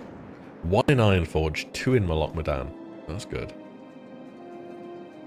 You have a lot of pros and cons. That is far too reasonable of an answer. You must take a side and hate everyone that disagrees with you. I don't know, actually. I haven't leveled a Horde character personally, like recently, but I do think they have certain advantages which are moderately noticeable. They get an early dungeon too. Yeah, for sure. Like, guys, next phase, I'm just saying. Okay, next phase, we get Nomagun as a raid. Okay, Nomagun is here. All right, it's right over here in this zone where I'm in. Now, this zone where I'm in at the moment is Alliance players won't be flagged or anything, but Horde players can teleport from Booty Bay. There's some quests you get from Orgrimmar. You go to Booty Bay, you talk to a gnome, and or a goblin even, and then you can teleport right here. Alliance players are going to have to run from Ironforge over here. Now, let's just say, access to Scarlet Monastery. You already know where this is going. You already know where this is going. Let's just say there was another dungeon in a uncontested zone, which everyone wants to go to. Let's say it's called Scarlet Monastery. So the Horde, what they do is they get a teleport from a mage to the Undercity, which you can get a portal from at level 40. And then you go up here, and you're not even flagged. The Alliance have to go from either here through Western Plaguelands. You run through Western Plaguelands at level 40, you're grave running, like, straight up. You either die a lot or you get lucky. Or you go from South Shore, which is on the map here to here. Where's the teleporter, Blizz? Why can't we teleport to Scarlet Monastery? Come on, man. Alliance have Paladins, they win? Okay, yeah. Fair enough. Went through the lake, yeah, but it's just... Like, why? Why does it have to be this way?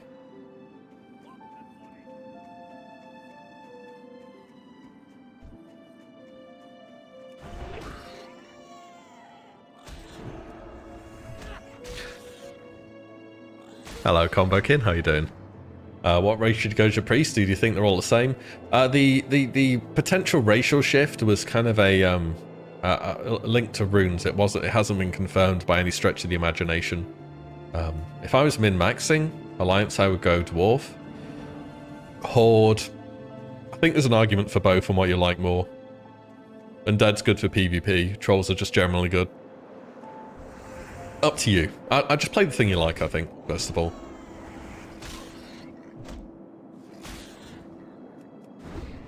Give Horde Fear Ward, can you imagine? I mean, Paladins have the little Dispel aura, don't they?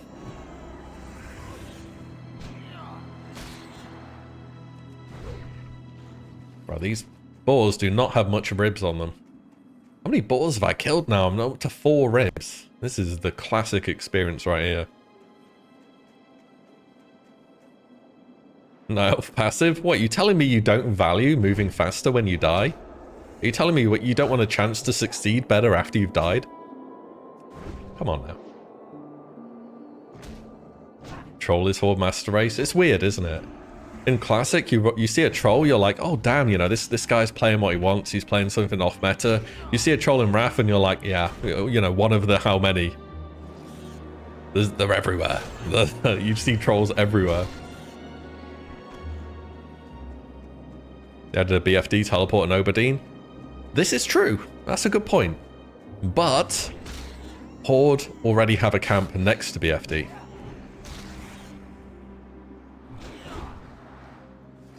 You add I don't think they're going to add a teleporter for the Alliance. I think you're just going to have to run from Ironforge. Yeah, it is what it is, boys. You know.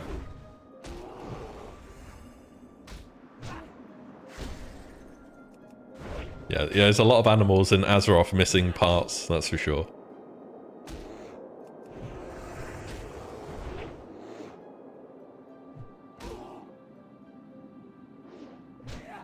Dude, these bears are so tanky, man. I'm barely hitting them. Pun intended, I guess. Parry? How's he parrying? Okay. It's weird how we've never had ducks until Dragonflight. Yeah, it's something you don't think about until you do. It's because you damage the ribs when you kill it. Yeah, that's the logic, huh? I'm damaging them. Apparently hammers aren't what you want to use. I need a sword or something. Or a better city and flight point locations.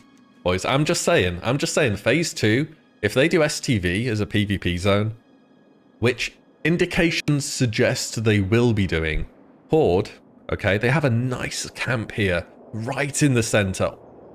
And they can get there from the faction capital. Perfect placement. Could not have gone better. Alliance, yeah, so you can run from here in Westfall, or you can run from here in Duskwood. Enjoy your 10 extra minutes, by the way. Classic. I'm curious whether they'll put a flight point there, though, because they did in Wrath. Do you guys reckon they will, or is that too big of a change?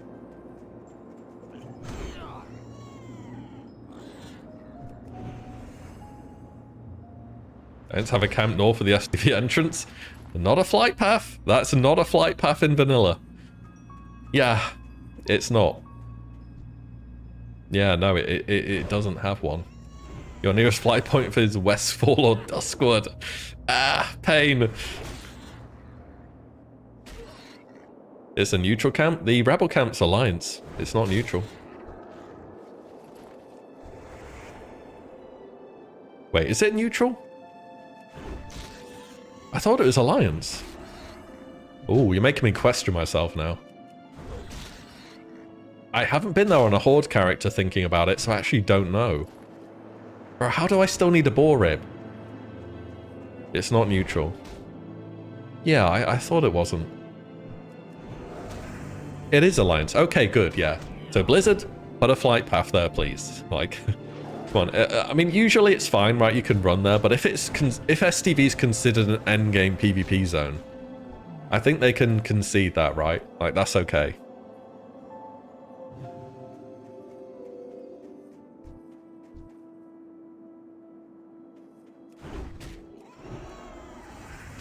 Flight path in TBC. It was Wrath.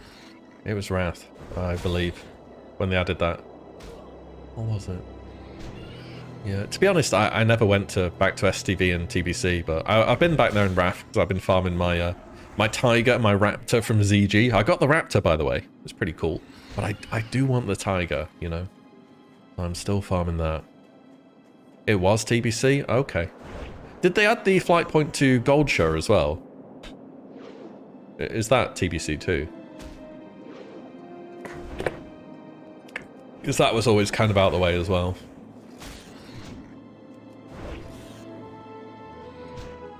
Did the nesting requests on Horde though? Oh, yeah, so you're thinking of the wrong camp. You're thinking of the camp that's here, the Hemet nesting room one. There's one just above that up here, which is Alliance. Yeah. I can't show it too well on the map. And that nesting room is just across the river. The Alliance camp is like here. So they are quite close together. The Kata. Oh, okay. Yeah, because Goldshire always felt kind of missing out from having a flight path. Because there are some times when you need to go back to it. For Darkmoon Fair, for that quest from Redridge, the Dry Times and the Whelp one. Yeah, it's not really too much to ask, is it? It's Alliance, yeah, that sounds about right. Also, I have Bishocks. I did the Goblin Camp in Duskwood. That they did too. That is for sure. Tell you what, change of topic. Just out of interest, are many of you guys considering playing Kata? Or are you just mainly here for Season of Discovery and you've kind of lost interest in the direction that Wrath and so on is going?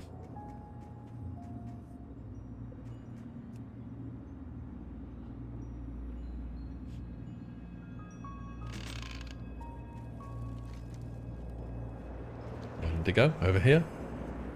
No on Kata. You can check it out. You're playing Kata and Mop. Hunter was fun, not interested. Favorite class apart from Warlock? Probably Paladin. Paladin.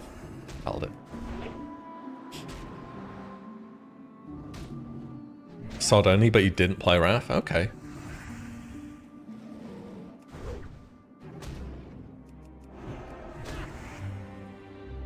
Did they add 2 pets in Kata? No, that's Legion. Unfortunately, you've got quite the wait for that one, I'm afraid.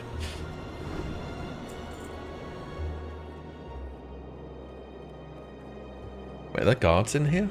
Oh no, they're just a bunch of dwarves.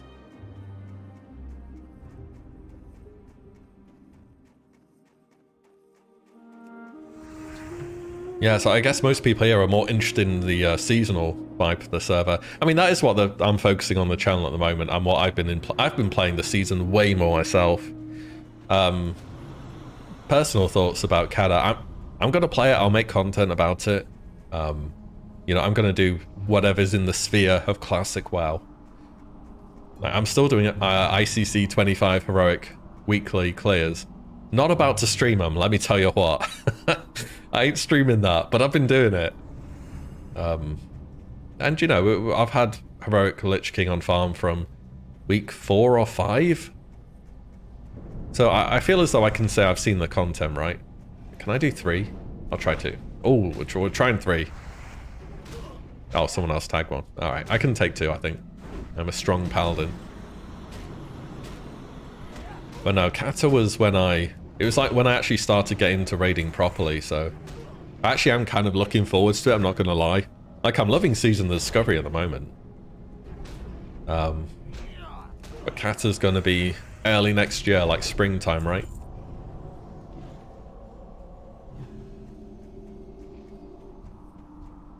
So I think whatever version of the game you prefer, there should be a decent amount of time between it. You may play Mop. I played a Resto Druid throughout Kata and Mop, and I really liked it. I had a lot of fun.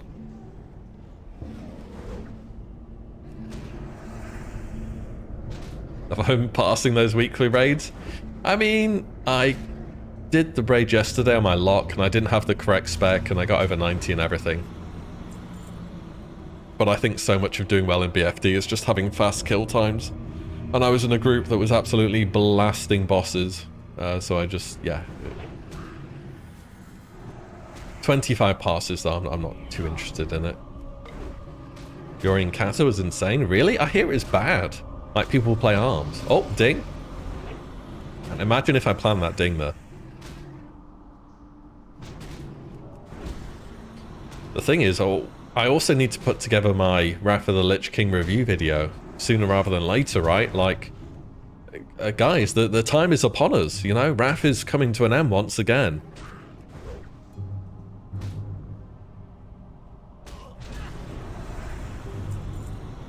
It's a brutal realization in some ways, but once again, the big 3 trio of World of Warcraft have again run their course.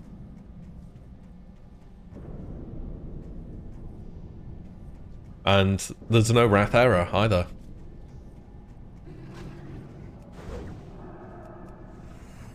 Which is why I think it's not a coincidence we're getting stuff like Season of Discovery now, because I think Blizzard, they know what's up, right? They know, like, vanilla, TBC, Wrath, those 3 are easy wins, right? You put them out again, everything is fine, everything's going great. After that, things become a bit more uncertain, people get a bit more divisive, people think, oh, that's not really for me.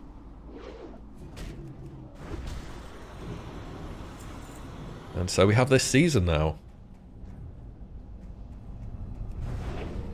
You keep playing if there was error? I don't know if I would, to be honest. I kind of feel as though I've seen most of Wrath.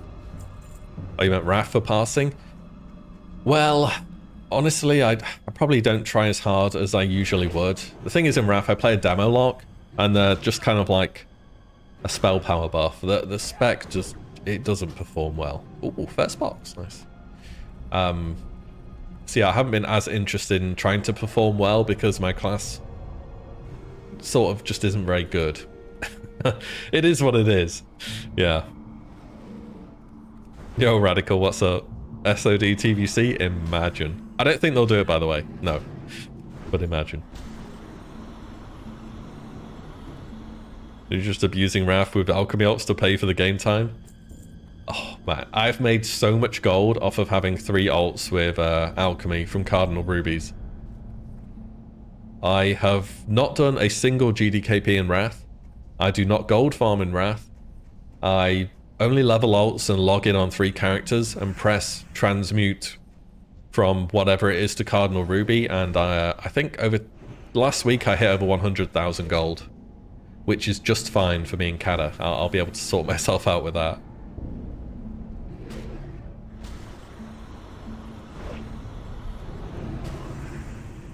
But yeah, alchemy's a good shout. Yeah, I feel you on that. I'm doing the same.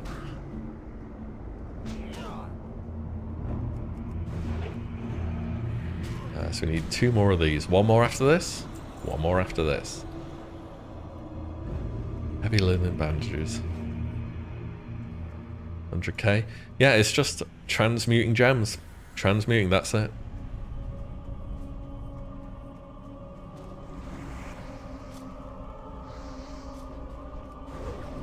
Explain this to a new question. What are the differences between PvE and PvP servers?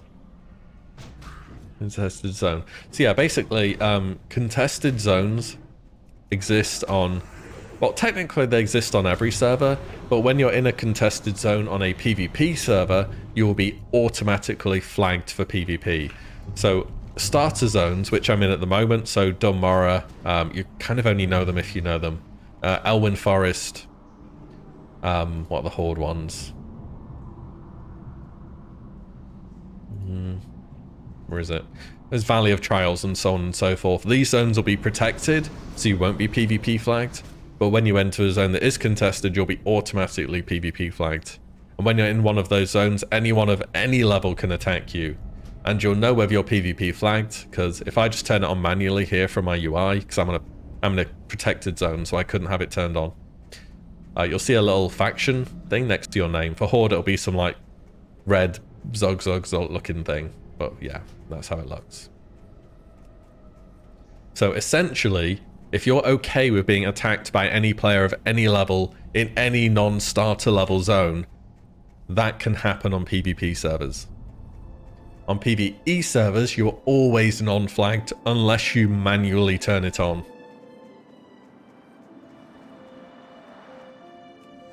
Do you play on PvE realms? Yes, that is my preference. I need to kill a bear. PvP, there's generally more friction between players, more chance to be attacked in the open world. Things may feel a little more unfair at times.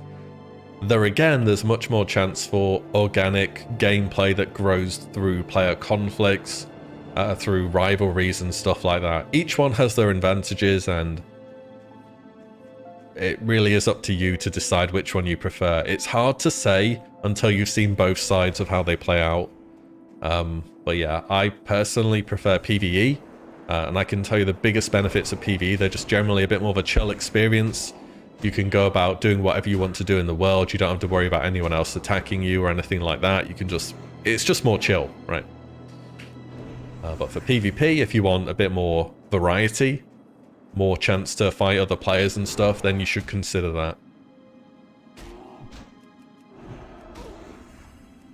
Could it be the SOD Ashenvale event automatically flags you without manually enabling? So that certain enemy targets will be PvP flagged, and if you attack them, they will PvP flag you as well. So the enemies you're attacking are PvP flagged. Again, if they have this little icon next to them, it's like a red thing on the Horde, they will PvP flag you. So yeah. I on a PvP server, when I'm doing the event in Ashenvale, if I attack an enemy that has the little icon next to them, I will be flagged. So yeah, that is how it works.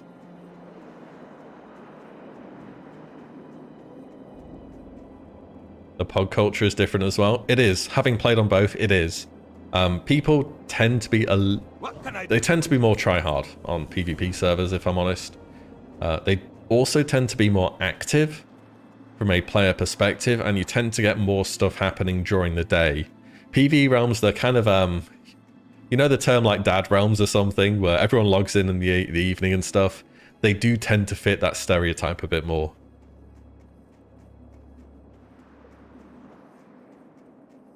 And I'm definitely a bit more of a hardcore player of how I approach the game. I should probably be on PvP realms, but I like my guild, I like playing on PvE, so I've just stuck with this. We went PvP on Classic release, no one was running dungeons for leveling after Phase 1 because of mage boosting. Yeah, we could see that again, by the way. Yeah, no problem for the explanation. It's a big choice to get the right server, so it's worth me going over that for you. Trust me. You'll spend a lot of hours in this game if you get into it, and your server is a huge thing which will decide how much you enjoy the game. So I'm a wild grow for you, and my guild is just the same guild I play with in Wrath, Coffee Addicts Anonymous.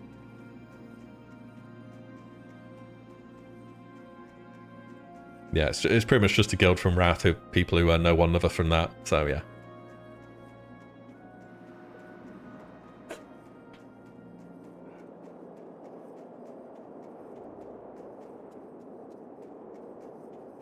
Same server? My man.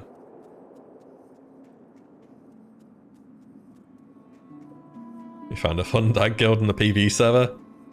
They're pretty wholesome places. They just tend to be a little less active in general, apart from, you know, What can I do for you? peak times, I suppose. You're on NA? Oh, yeah, of course, NA. Oh, you're on Horde, though? Oh. My. Let's buy the Rhapsody Malt. How are you? One of those, thank See you. you soon.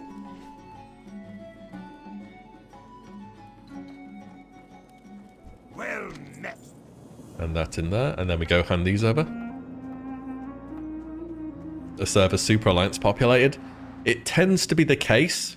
In every example I've seen, PvE servers have more alliance players. Yes.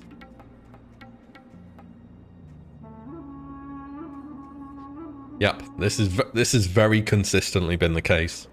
We don't have the numbers, but yeah, I would assume so. Pleased to meet you.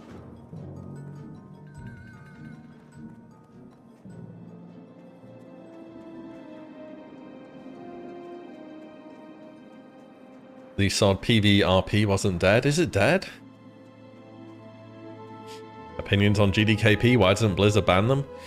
Ooh, we're getting into a different topic here, aren't we? So, you know what, guys? Thoughts on GDKP before I say anything else? Thoughts? Do we like it? Do we hate it? Do we accept it existing despite not liking it? What do we think?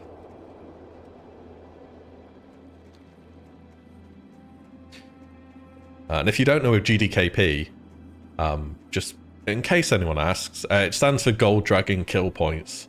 Essentially, you join a group, and when an item drops, you bid for it with gold.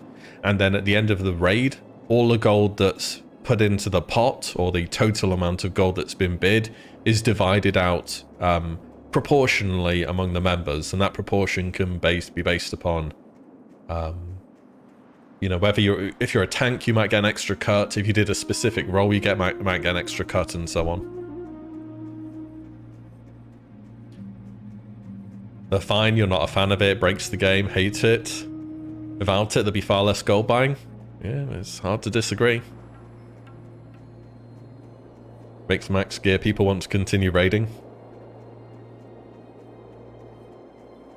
I mean, it's a tough one, right? It's kind of like an encapsulation of how goal-driven people are nowadays.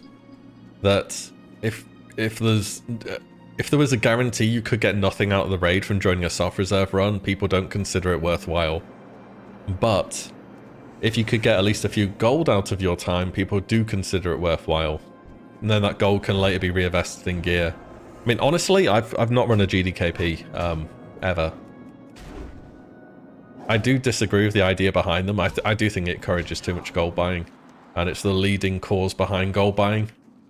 But at some point, if I did want to run more raids, my choice would pretty much be I have to do GDKPs to find decent raids. And I do realise that as well. Why doesn't it happen in retail? Because you have a much harder time allocating loot.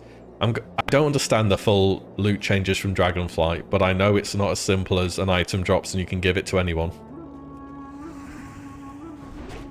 What's the difference between soft reserve and hard reserve? So hard reserve could be, say we're doing a group for dead mines, for example, and I say I'm going to hard reserve. I'm hard reserving Cruel Barb, okay? I'm putting a group together for dead mines. I'm hard reserving Cruel Barb. If Cruel Barb drops, I get it. There's no rolling. There's no conversation. I get it. I've hard reserved it. If I soft reserve it, that means everyone in the group who has also soft reserved it can roll for that item. And different groups will allocate different numbers of soft reserves. So you might say, we're running dead mines, you have... People don't really do this for dungeons. This isn't the best example. But let's say people said you can have one soft reserve in the dead mines, and we have 2 people, and they both soft reserve Cruel Barb. So if Cruel Barb drops, we can both roll on it, and the winner wins it. But GDKP takes that away. GDKP is just, I bid more gold than you, I win. And so I think you can see where the potential concerns around gold buying and selling comes from with that.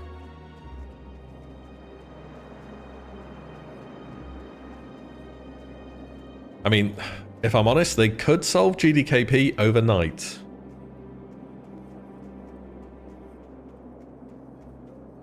Guys, do you know how they could solve GDKP? It's a system they've put in the game before. It doesn't involve banning GDKP, it involves a gameplay change. Does anyone know? Token? Not quite. Hello, Mario. Need the token? We're fine with the token. Personal loot. Yeah, correct. Personal loot. If we had personal loot, GDKP would die overnight. Now, who here hates personal loot? Second question.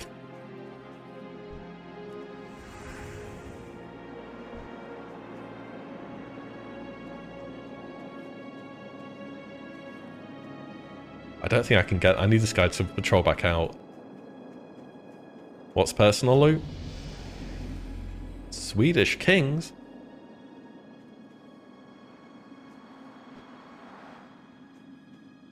I think it's just spam inviting.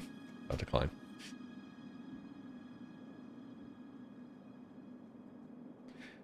The GDKPs attract better players, encourage staying for this entire run. I can't talk, man. I'm sorry. They encourage staying for the entire run. Makes them better in the pug format. You're right. You're not wrong about anything. But you know the negative effects exist too, right?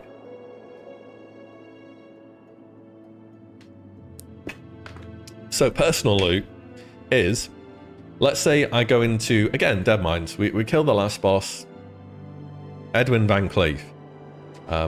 Everyone can loot him, but only certain people will receive an item, and the game decides who receives an item, not the players. So with GDKP, one of the big reason it exists is because players have agency over who gets an item. So if ordinarily Cruel Barb drops, that person who, the master looter, can send that Cruel Barb to anyone. As opposed to personal loot, the Cruel Barb drops, the game decides, okay, you didn't get it, you didn't get it, you didn't get it, oh, you got it. Oh, alright, congrats. You got lucky. Enjoy.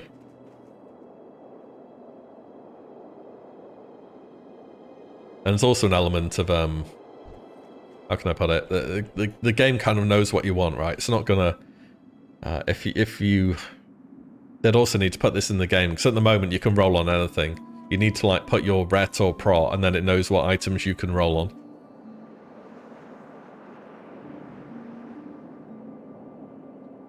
Blizzard can make GDKP against it and enforce money.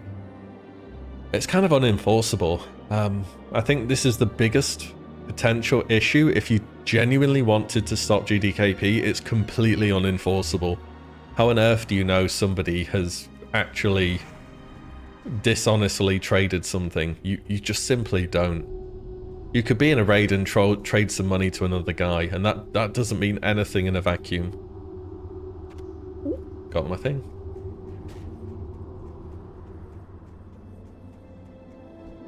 The best way you could do it is personal loot. And Blizzard in the past, whenever they've changed something in regards to botting, or automation, or just, I guess it's a different topic, but they make, the thing is, they don't stop it through adding more people to prevent the problem, they just make the problem more difficult to achieve. And so that's what they'll be achieving with personal loot.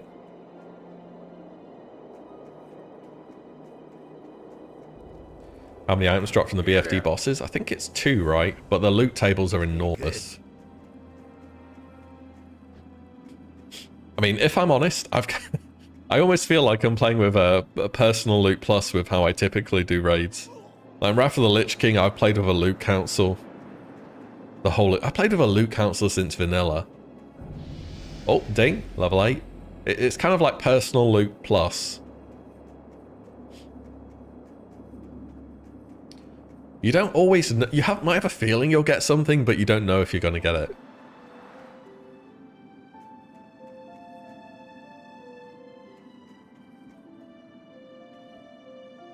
Yo, Mitch. Pally's pretty fun. Yeah, I'm quite a low level. I don't have any runes yet, but Crusader Strike's been blasting. I've been enjoying it.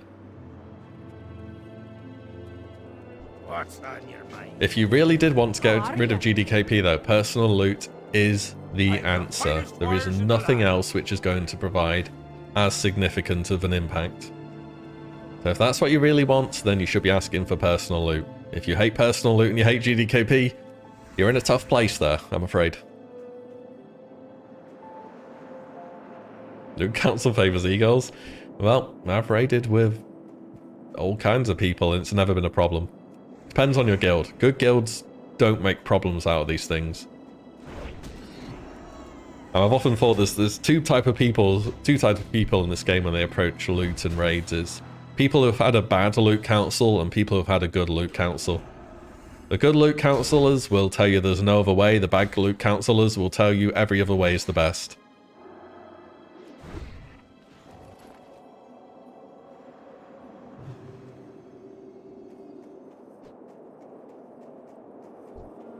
But I like my loot council. That is how I prefer to raid.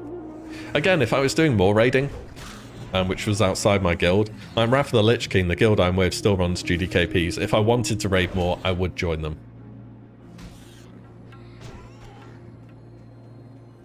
The guild's had a stellar loot council. Yeah, if you have a good one, there's really nothing to complain about.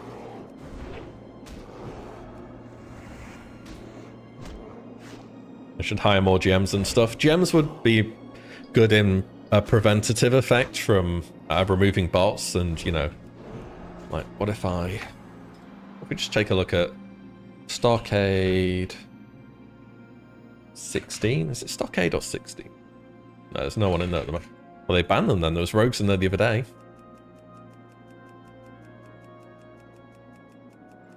Refresh. There we go. There's quite a few. I don't know. That's a lot of rogues without a guild, actually, isn't it? Huh?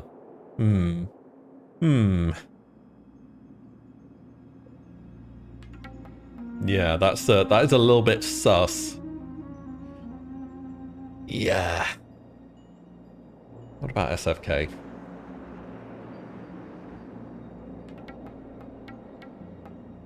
It's quite a few. That's what GMs could be getting rid of, by the way. People like that.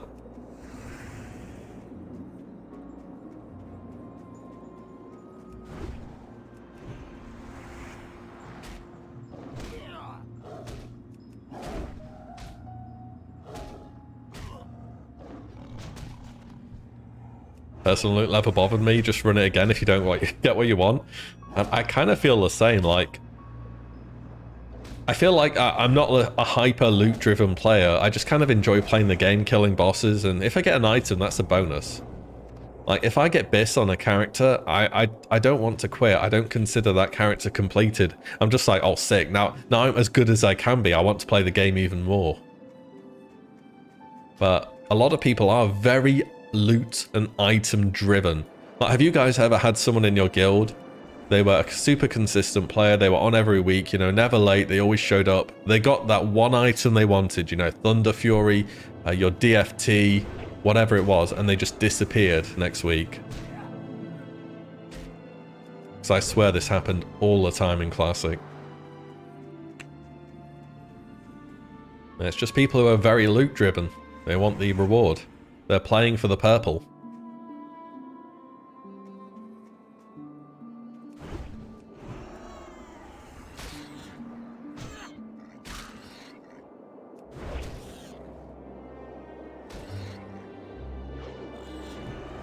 Ban trading and raids. It's a bit too heavy-handed. What if you're in BWL and someone's like, yo, can you trade me some sand? And you're like, no. No, actually. Or someone wants a healthstone when you're raiding. That's a bit too heavy-handed.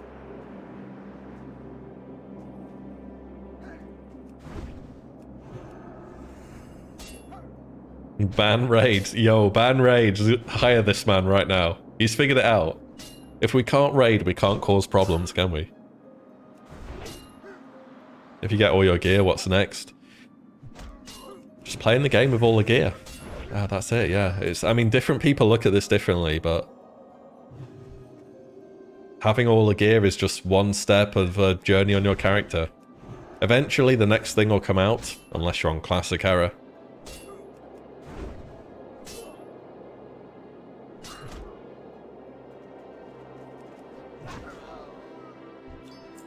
Fishing is the real endgame. Oh boy.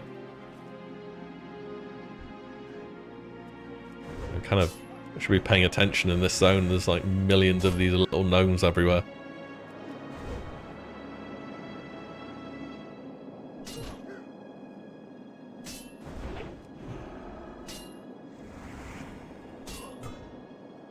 Get all the gear, you help your guild get the gear.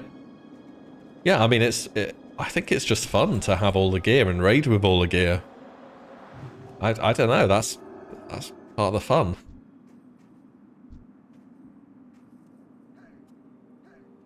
Uh-oh. We're in trouble! Ugh! Outrange that, didn't outrange it in time.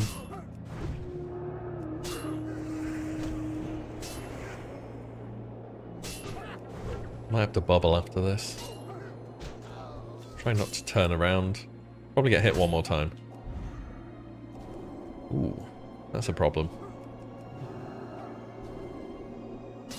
How many health pots? Anyone seeing a health pot?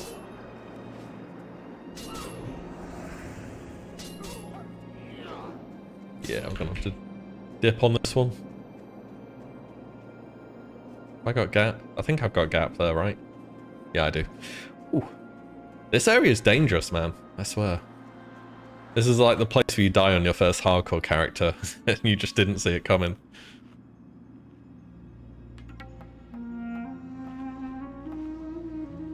Wait, oh my god, I have a full stack. I literally, okay, yeah, no one talk about that. I was looking for the smaller health potions, alright? Yeah, I was looking for the minor health pots. Brain did not register. Severe debuff.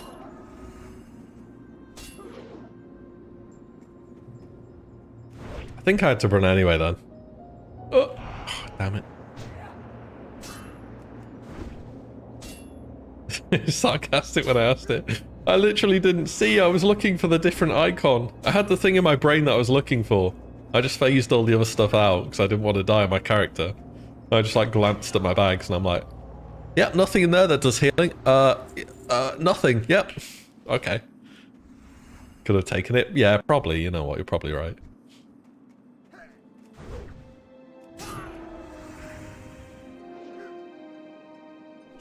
I mean, the glasses I'm wearing are purely for show. They do not help with vision in any way. Bubble? I did bubble. How do you run away when things go wrong in a Paladin? You just try and strafe and don't get dazed. And just really don't put yourself in that position. 20 health pots, put them on his bar. Yo, do I have any health pots though? Dodge. That's going to be a bit difficult at my level. How many level cap characters do I have? I only have 2. And this will be my 3rd. Yeah, Paladin seems nice so far. I want to get some more runes. As I understand it, there's kind of not many runes where the zone where I'm at the moment. So I may have to go elsewhere to get a few more.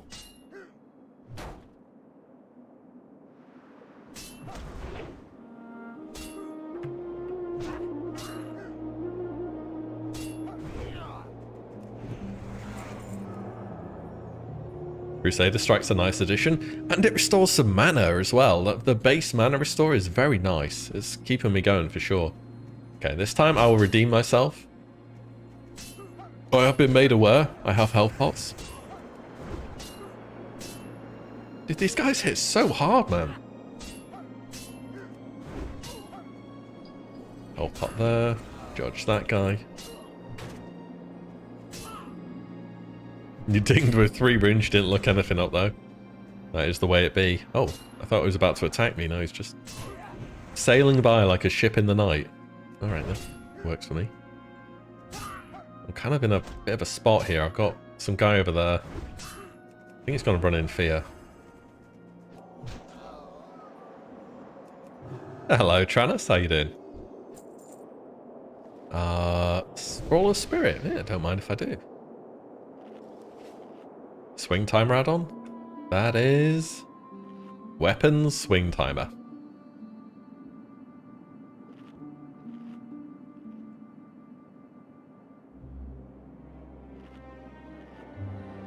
Go to Elwyn? Yeah, I heard I should go to Elwyn, but I kind of just want to finish this zone at least, and then maybe we can go to Elwyn afterwards. I still have a few quests left here. I've got this one, then these. Just kind of these, and then I'm done with this zone.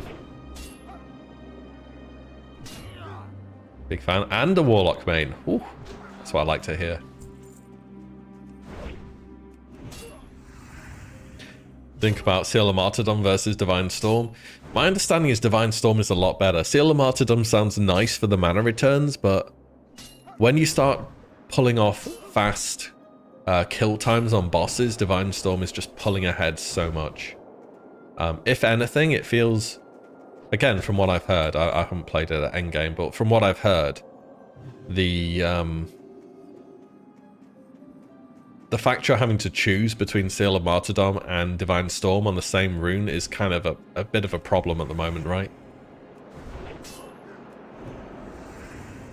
Don't use guide. I mean, I could use the guide. I was thinking about it. I have rested XP, but I was just like, you know what? I'm just going to go about it and find what runes I find.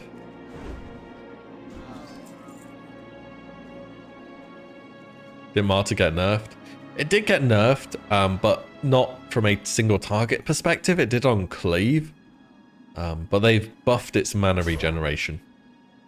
But yeah, Divine Storm is just so good that it's difficult not to want to take it.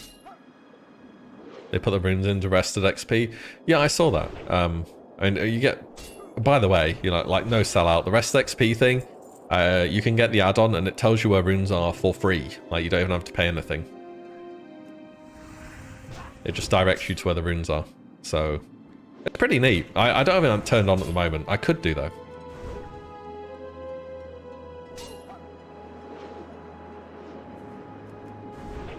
Dodge that. Wowhead does it too? Yeah, but Wowhead's a website and... RXP is just more convenient, right? It's an in-game add-on.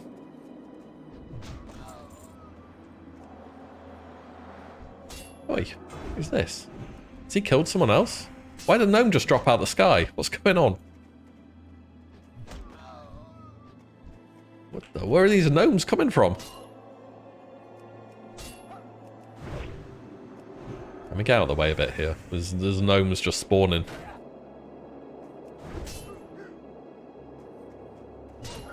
This'll do.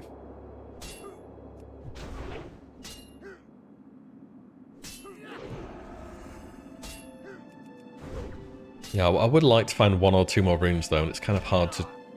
If I don't know where they are and I'm trying to communicate through chat, it's kind of hard. Let me put RXP on.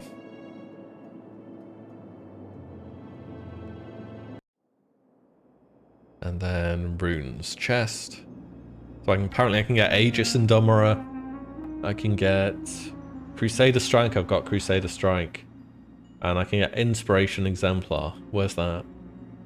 Holy quest.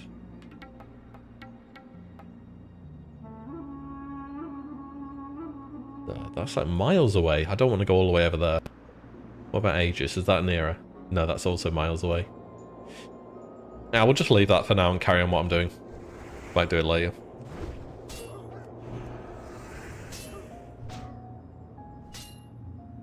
Inspiration's close.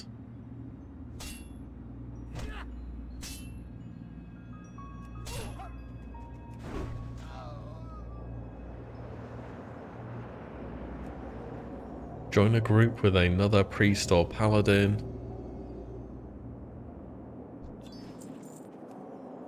Wait, so join a group with another paladin or priest standing over the adventurer's remains, or look for help from a paladin or priest in general chat. Talk to the adventurer's remains. It's inside the Wendigo cave. Ah, so it's back over... Yeah, it's back over there, isn't it? Okay.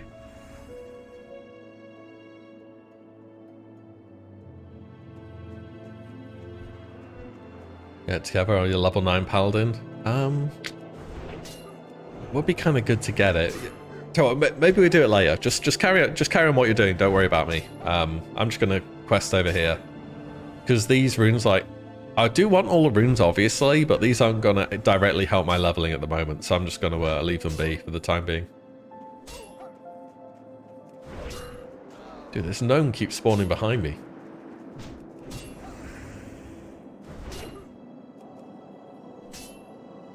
Don't crit. Obviously, I'm saving my health potions for TBC, Season of Discovery, before you ask.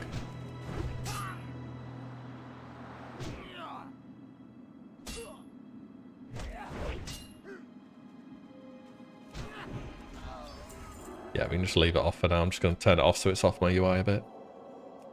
But no, it is good. I mean, it's free as well, right? So I know it's like paid and stuff usually, but the rune bit is free.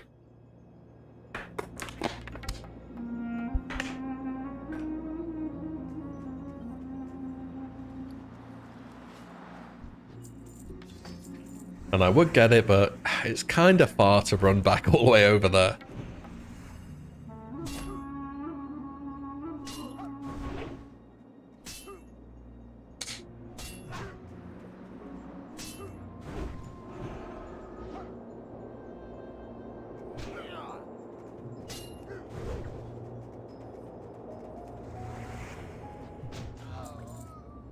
All right, we need 2 more gears.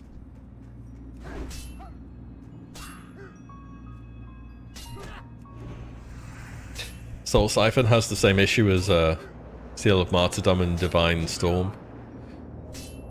It'll be never as good as Master Channeler. Nah, Master Channeler is insane. I was soloing Wailing Caverns yesterday on my Warlock, and I soloed everything. Even Burden the Everliving. I just put on meta, Master Channeler did it. Master Channeler is incredibly good for leveling.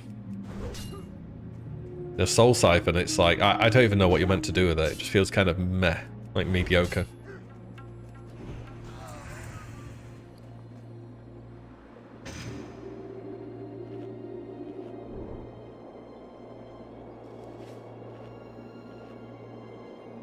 But for soloing stuff on a Warlock, you've got Haunt, or Meta, Master Channeler, and on your legs, Demonic Pact. I take Demonic Pact most of the time.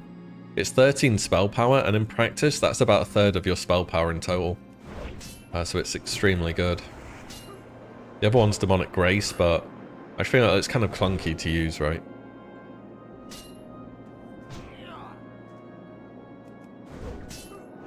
But I imagine every class has this, right?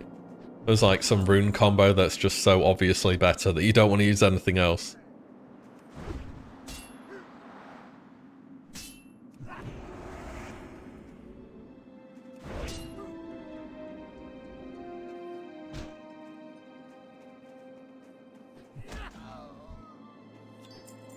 Yeah, for Warlock, Master Channeler is, you want to get it. And you can get it really early as well.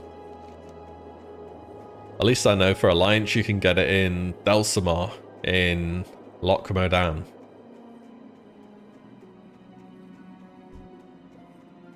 So that's gonna, you can get that, you could walk straight there if you really wanted to, from the starting zone pretty much. Actually, wait, you don't get Drain Life to level 14, so there is a bit of a requirement on it.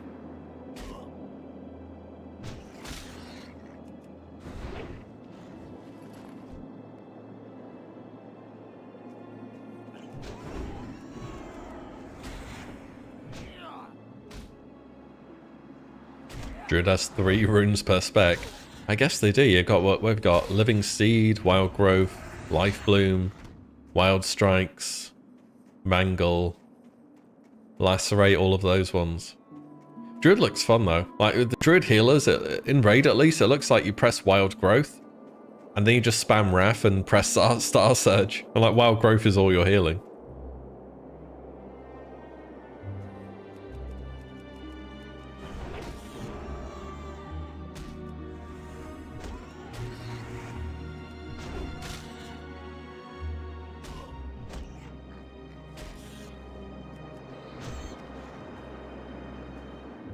Is Paladin a fun class for newbies to WoW?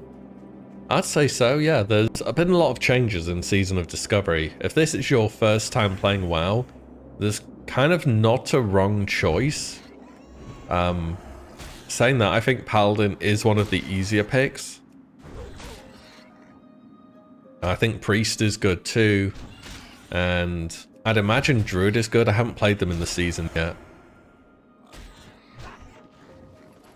But yeah, everything got quite a few changes, so whatever you want to pick, I'd just roll with it. At the end of the day, the level cap's 25 at the moment at least, so you have quite a bit of time. I'd say at least another month to hit level cap if you start playing, so I'd just experiment a bit, see what you like.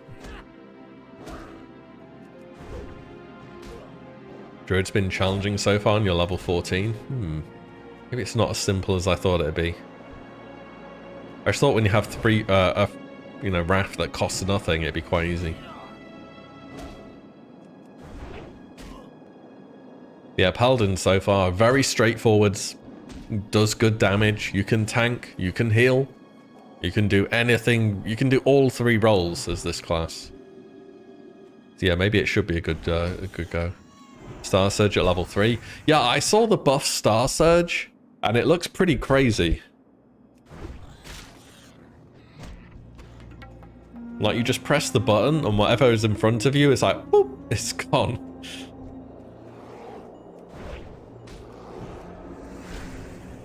Saying that, I don't know what level you get Star Surge. Again, I haven't played Druid this season yet. So, I would like to, though. Funnily enough, it's typically something I don't play as much in vanilla. But Druid was my main from Cata till Legion. I played a lot of Druid over the years.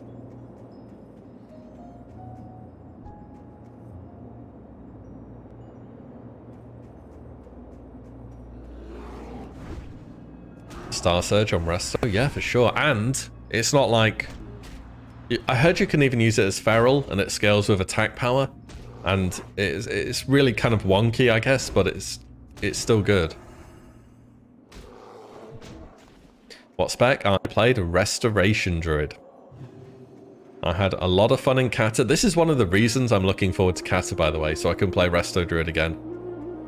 I also played it a lot in MoP. Healing Siege of Orgrimmar on my Resto Druid was good times.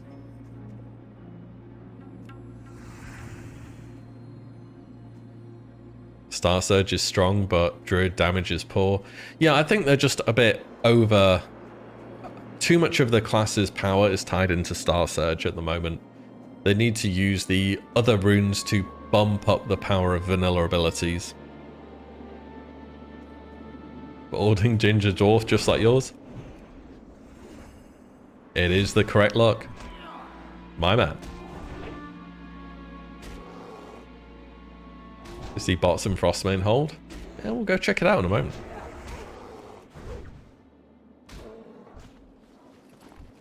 Just need a few more of these and then I can go over. He's beautiful. He's a dwarf. I don't want to pull two. These hit too hard.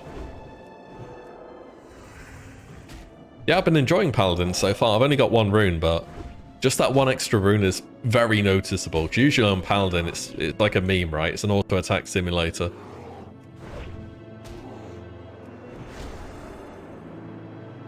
Doing bear from 10 to 20 is a pain. Yeah, I think you go more of a caster thing than bear. Usually you would always go bear because Wrath was just absolutely terrible. But now it's free, so maybe you do put a few points in that Star Surge in between Wraths and that's your rotation.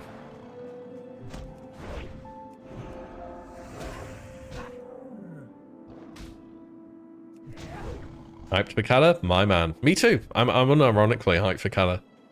I was thinking about it this morning and I was like, I'm actually really looking forward to it. I don't know how much I'll stream it and stuff, because the part of the reason I want to stream this is because it's new and we can talk about all the changes and stuff, and it's just like a fresh perspective on the game. But I am looking forward to Kata. Yeah.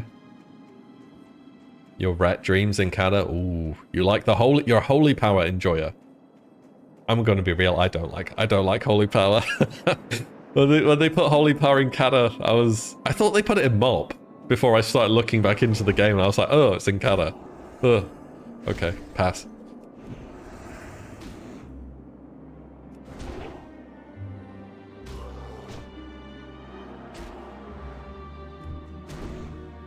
One more bear.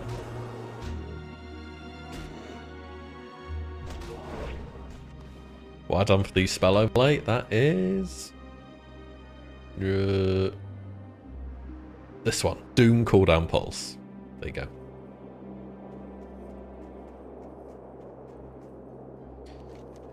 Let's go Frostmane hold. Holy combo points. Yep, holy combo points. Not for me. When have I played a Paladin in retail? I played a Paladin at the start of Warlords of Draenor. I played a Ret. So I believe they were good when the expansion first launched. And then I kind of quit because there was nothing to do. And then I remember starting playing WoD again towards the end. I played a Marksman Hunter. When they had Chimera Shot that would hit 2 targets, one of the shots would do Nature, the other Frost. And it did like so much damage. And then Legion came out and I initially played Mage. And then I played Rogue. And then I played a bit of Hunter. And then I played Warlock. And I've kind of played Warlock ever since. Ret PvP was amazing the first patch in WoD. I remember them being really good. That's kind of why I rolled it. Like, I wasn't invested in Ret. I was like, oh, yeah, this class is good. I'm going to play it.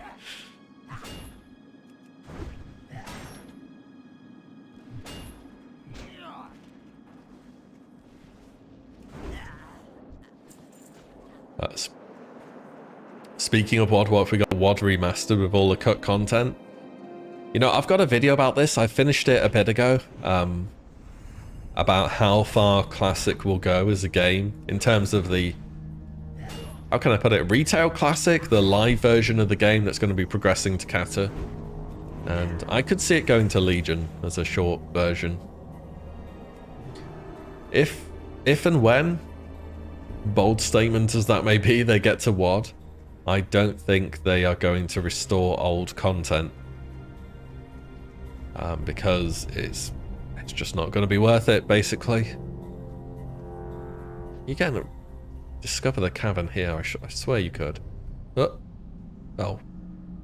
Well, maybe I didn't want to go down here exactly, but yeah.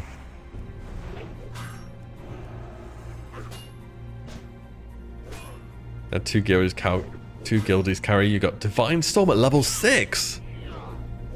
Kill like 5 targets at once. Holy crap. That sounds amazing.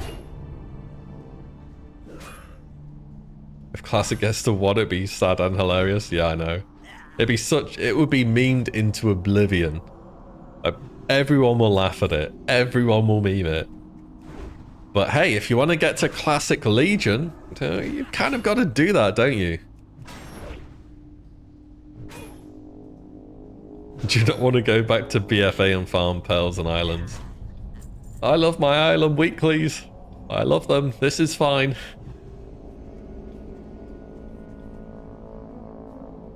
Yo, but Zuldo is a rogue. And I remember that. Top DPS, by the way.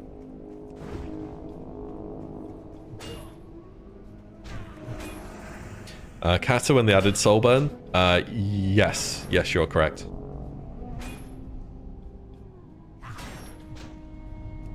I think it might work a bit differently from it did in MOP, though. I haven't looked at MOP stuff for a while, so I could be wrong on that. Ooh, I'm going to help a homie out here. Get him. You can get him. You can do it. Oh, someone else helped him. Weren't Resto Druids in Kata kind of mech, so they were super mana intensive? They were one of the more mana efficient healers. All healers got overhauled pretty heavily in Kata. And the dynamic of what went into healing just changed. If you sat there and spammed regrowth, you would go in 30 seconds. But they did have the opportunity to be more mana efficient.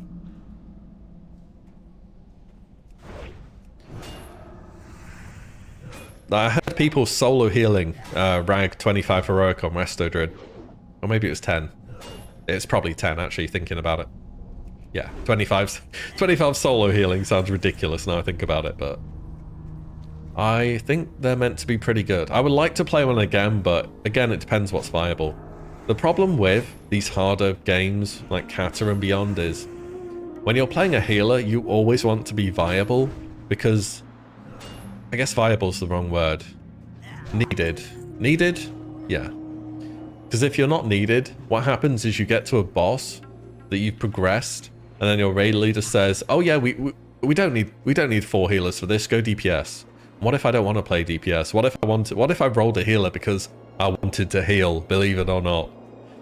And that's kind of the problem with healers and some of these future expansions. So, we'll see.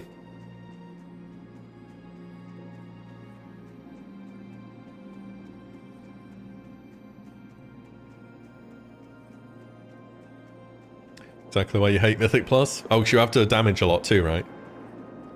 Was it Kata they added Atonement? Yes, correct.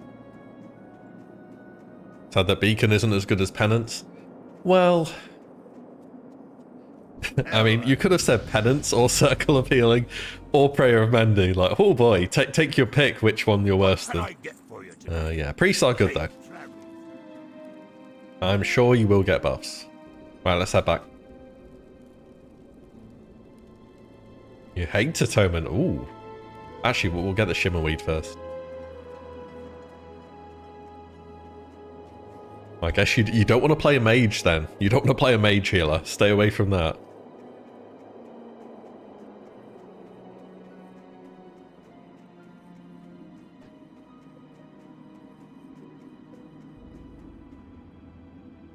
Because mage healers in Season of Discovery are... it's pretty much just Atonement, yeah.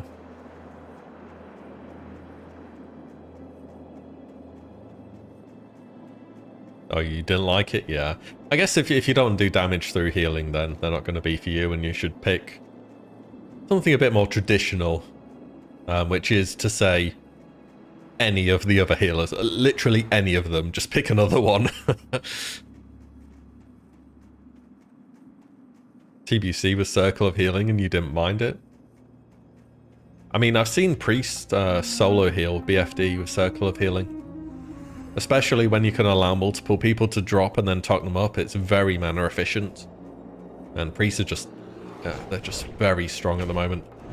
But then again, you know, people bitch about a DPS being too good. No one complains about a healer being too good. If a healer's too good, everyone's chill with it. Because, you know, if a healer's too good, that just benefits everyone, doesn't it?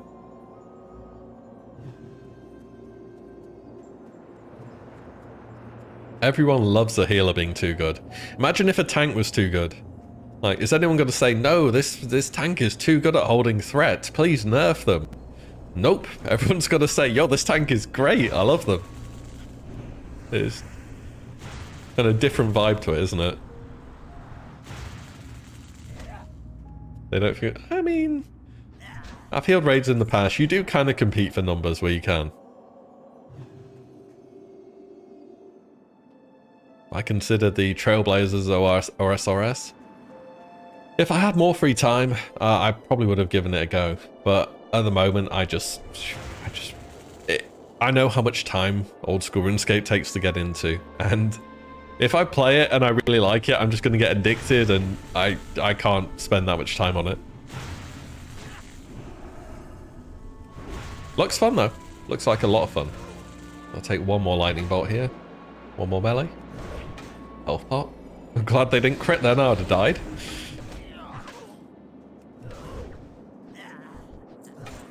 Cheeky heal. See that, guys? I remembered my health pot. I'm learning.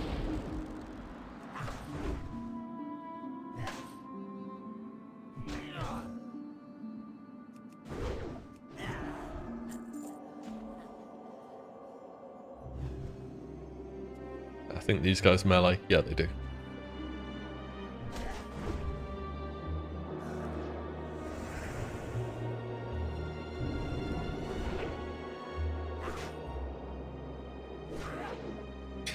Look at Warrior. Fury Prot is already the best tank for dealing more damage than most DPS. Yeah. It's funny, on the video I made the other day about casters versus melee kind of thing, there's a comment that got a fair number of upvotes, and the gist of it was essentially the hybrid tanks was justified. You know, if your class deals a lot of damage or they do a lot of healing, they should be weaker in other regards, and I just really don't think that fits for Season of Discovery anymore. Like, you could play a mage, you could do great on the DPS meters, you could swap one rune out and suddenly you're a healer. Or suddenly you're, you know, able to clear entire dungeons by yourself by doing so much damage.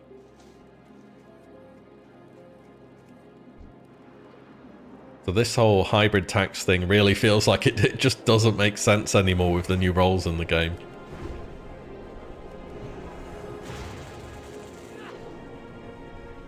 Tanks being OP because of damage, like Revenge. Yeah, I mean, you could solo dungeons with Prot Warrior in Wrath, that's for sure.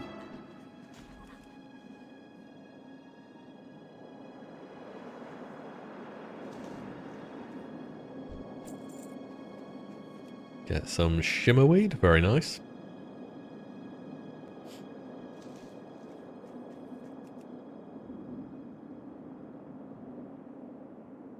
Everyone's hybrid except Hunter. Yeah, that's the weird thing, right? Hunters are technically the only non-hybrid, but I mean, look, hands up if anyone's had a Hunter pet tank their raid, because I know I have. Hunter pets have been better than actual tanks. Post-nerf as well, by the way. This isn't just pre-nerf ridiculous Hunter pets doing stupid stuff. Oh, I should go over here first.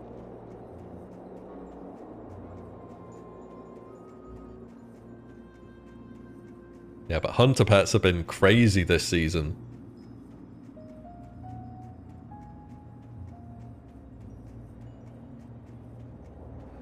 Ret Pally seems good. Yeah, Ret seems fine for a tank. I mean, at the end of the day, vanilla tanking is about holding threat. If you don't die, you know, that's good too, but as long as you hold threat, that's the main thing. This is why Fury Prot was the thing. Like, it's a tank that goes into Fury spec because it generates more threat. Like, vanilla tanking really isn't about mitigating damage unless you absolutely have to. Like, when I'm talking about have to, I mean fights like Patchwork, for instance, but even then, didn't people Fury Prot on Patchwork? Or I'm misremembering that. Maybe they did, maybe they didn't. But yeah, the absolute crux of vanilla tanking is generating threat. And these pets, yeah, Scorpion tanking Kelris, exactly. But back when we had Season of Scorpions, and then we had Season of Wind Serpents, and now you're back to using cats again and stuff.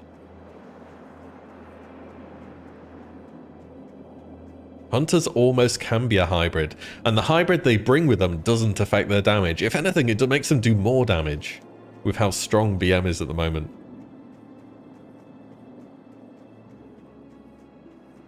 Fury Prot's an abomination. They have the absolute same rotation as Fury, just deal 20% less damage and no other tank can even come remotely close.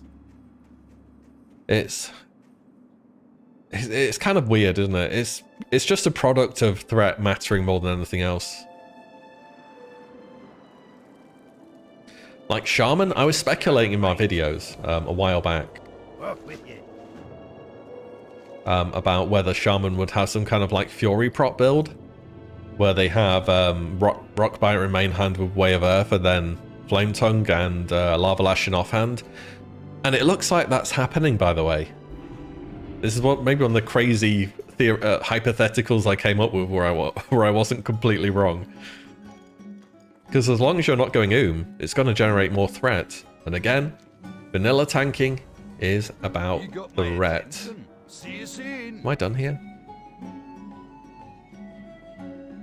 Also, thanks, BT. I don't know if I said that already, but I appreciate that. Poor Voidwalker. Yeah, Voidwalker is it's pretty bad. Do I need to... Is this the step where I buy something? Be good. This? Keep your feet on Try the this. ground. Shaman's Mare. I hear Shaman are really strong. What's on your mind? There we go. Wait. There we go. Okay. A bit of quest remembering there. No, but it feels like most of the new tanks are really good. If anything, the ones that are a bit behind are Druid. Just because of lack of AoE. Rogue, because of a lack of AoE. And I haven't really played with a Prot Warrior yet. Safe travels. Tank Shaman's better than Prot Paladin. I mean, I haven't played with one, but from what I hear, they're really good.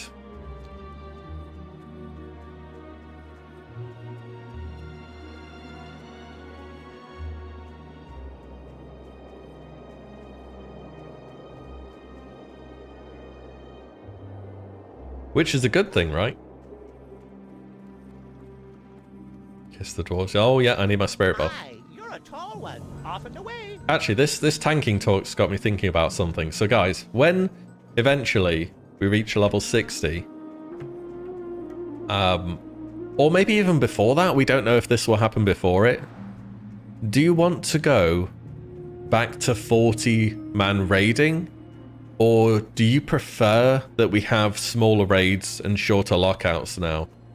Like, would you want Molten Core to be on a 7-day lockout with a 20-player limit or something? See you soon. Or as soon as we're at that threshold, do you want to go back to the bigger raids?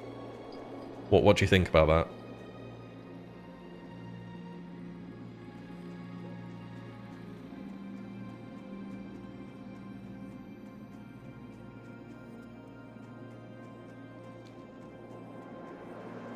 Smaller and shorter, smaller raids, 3-day lockouts, great. Better for catching people up. This is true. This is true. You like 40-player raids, no 40-player, keep it smaller. 25 max, 40-player is so hard to schedule. Yeah, that's what I hear. Alts benefit too? Yeah, you're right. They do.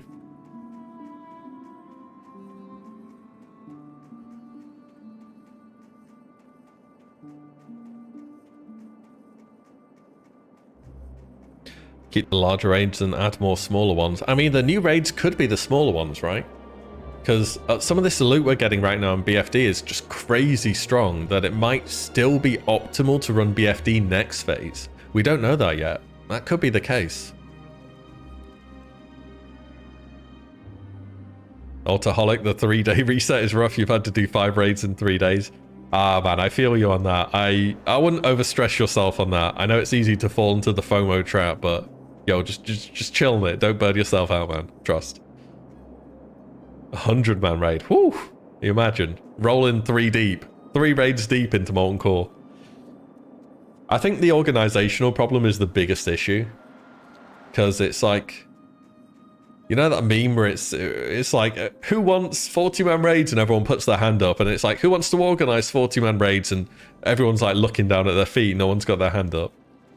Because it is a pain in the arse to organize. Like, let's be real. I've never organized one, and I would never want to.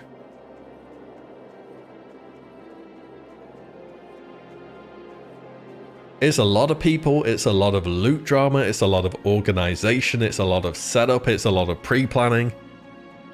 It's a lot of everything. Did many of you guys lead guilds or anything back in 2019 Classic re-release? Maybe even before that or in other versions of WoW. Have you led guilds before? Has leading a 40-man raid been harder? Anything like that? How'd you get up here? So I feel as though, especially with how loot is distributed, it's so difficult. Did I miss the group? I did miss the group. I'm level 9. I think I can do this if I kite it back. Oh, I've got a health pot. I think I can do it. I'll wait here.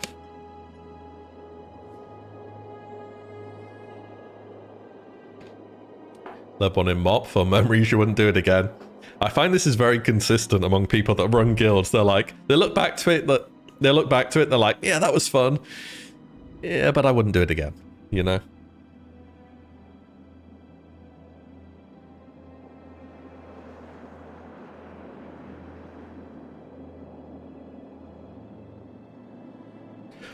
Another thing about these smaller raid sizes is now in Season of Discovery we have more class roles, right?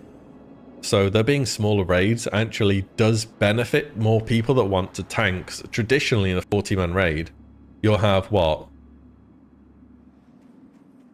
2 main tanks and a bunch of off tanks. How many warlocks, how many rogues, how many shamans could fit into that role? If anything, having smaller raids benefits people who want to play the new diverse roles. So I think that's another sort of thing you may not initially think of, but I reckon is true. Let's take this guy down here. I'm cutting him a bit here, then I'm going to drop off the edge and heal. He's going to have to run around there. Glacial Roar, I don't know what that is, I'm just going to heal. It's 1 hit on me. Yep, good. I don't have Hammer of Justice yet, which is a bit of a problem. I would have liked that here. I'm going to keep running. I don't have Lay on Hands either. I need to watch myself a bit. Oh man, I need to pot here in case he crits. He did crit. Good job I potted. It's getting towards 50%. Keep kiting him. He's done his cast again, so I'm going to cast my thing as well. He's only going to get 1 melee in that. He's about 50%, so, yo, Mr. Mountaineer, would you like to help? And thank you very much. Just that easy.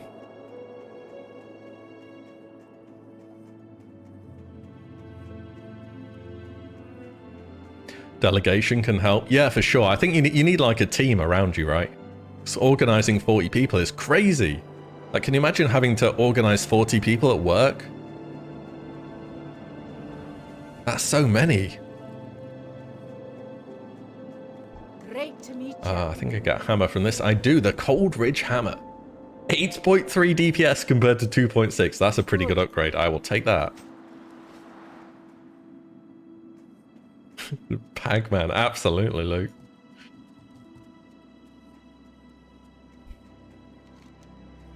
Let's go over here and clear these out. At least doing it at work, you get paid. Hopefully, yeah.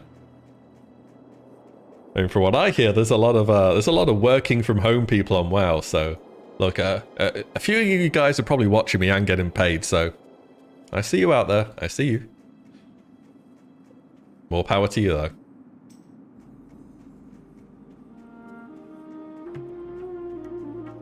Yeah, I think generally for smaller raid sizes, I'd kind of be down with it. To allow more people to tank, and it's just more casual friendly, right?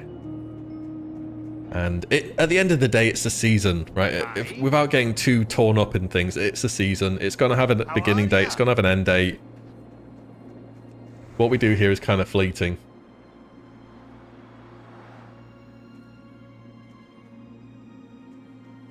That would be used. Okay, yeah, there's one or two of you. Hey, I respect it. I used to work night shifts and I'd watch Twitch or YouTube all the time. Hello, Tosspot. I would do it all the time. I'd have a night shift where I used to work, and it was 7 p.m. till 7 a.m. so a pretty hefty shift, but it was like dead. We never had anything to do, and honestly it was kind of chill. I did get kind of bored of it eventually, but yeah, you clock in and you just watch streams and stuff. It's nice in a way. Didn't have too much to worry about.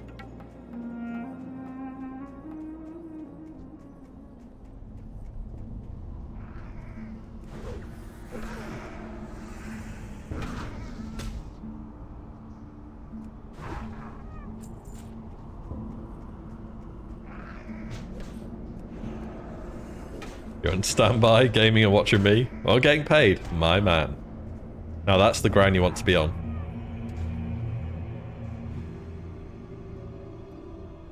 Working from home Hearthstone. Absolutely. Anything apart from working. Classic's gonna feel so boring bland after this season ends. That's a big question, isn't it? What happens at the end of this season? I was trying to think about this for a video today. I was writing a bunch of stuff down, and I honestly came to the conclusion I have no idea. Like, I really cannot say. Like, I can't even speculate. Because, like, are they gonna send us to Classic Era, where we don't have any of these abilities or anything? Like, if anyone's been enjoying SOD for like the entire season, they're just not gonna play those characters. You might as well delete them. And they're gonna have all these new items as well. I really have no idea what they're gonna do after this ends.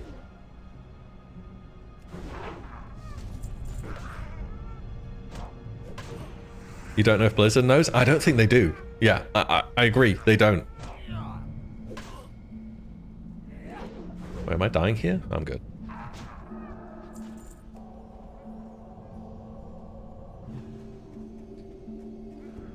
SOD turns into Classic Plus. I mean, I hope so. I love that, but... Well, if we're getting Classic Plus, I'm going to tell you right now, the servers will reset, and you will not be able to carry over with these characters we have at the moment. I am very sure about this.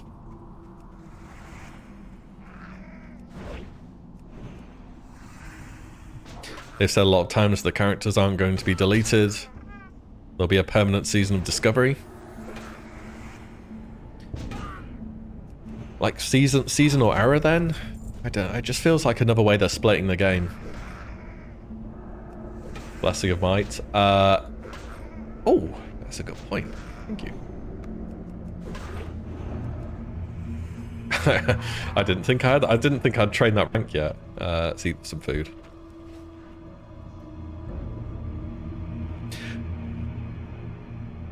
I'm okay with a reset if there's a fresh content. Yeah, if there's fresh content, I think people will be fine with it. I'd be fine with it. Like, I'm quite happy to put however many hours I enjoy into a character into it, and then if something else new comes out, well, I can play that too.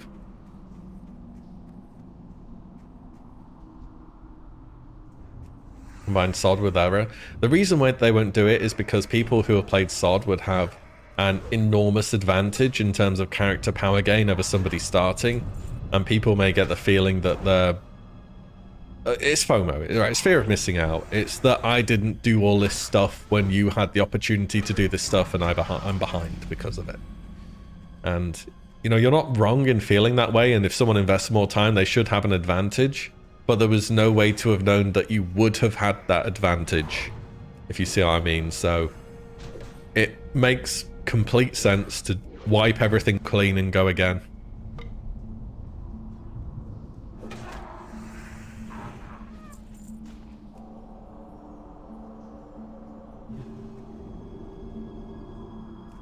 You leveled a Paladin to the same level. Yeah, I just didn't... It didn't zone into my brain that I would have had that ability yet. I press learn everything when I go to the class trainer, and I'm like, okay, next quest, please, thank you. So I need 2 more bone snappers.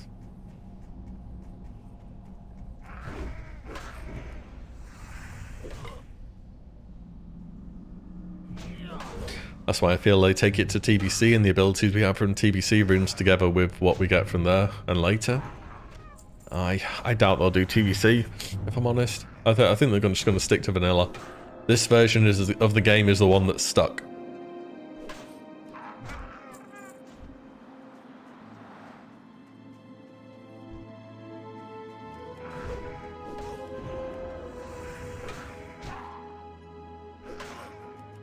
People on Error would be livid if anything from SOD changed it. I think they would, and I think they would be right to do so.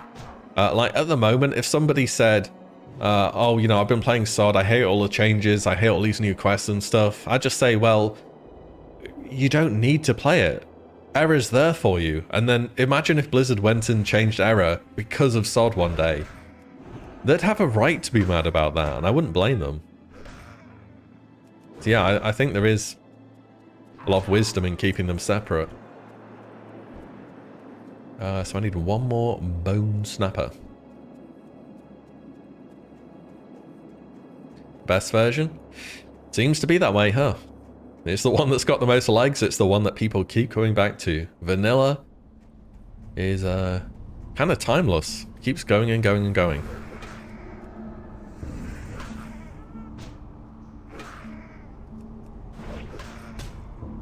Love how popular Error got before SOD. It's still pretty good, you know. Like, it's not dead by any stretch of the imagination. Both Hardcore and Error have experienced a player drop-off, I guess.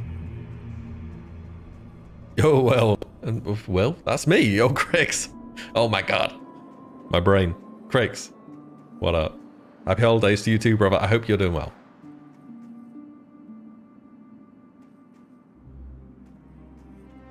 But even Wrath, because of Season of Discovery, has seen quite the drop-off, you know. I mean, I was thinking about talking about this earlier, but I'll show you this real quick. So this is ironforge.pro. If you don't know, it basically scrapes Warcraft logs for the number of passes that have been logged for each spec within the game. And as you can see here, when ICC was first coming out, you know, we've got nearly 400,000 active raiders. That's pretty good. And a week goes by, still near 400k. And then since Season of Discovery came out on the 30th of November, yeah, 30th of November. This was the week beforehand, so there was already a pretty significant drop-off. And the subsequent week, they experienced, you know, a drop-off of some other nearly 50,000 raiders. And then the week after that, a similar story. I mean, the speed at which Wrath has kind of fallen off is pretty staggering, to be honest.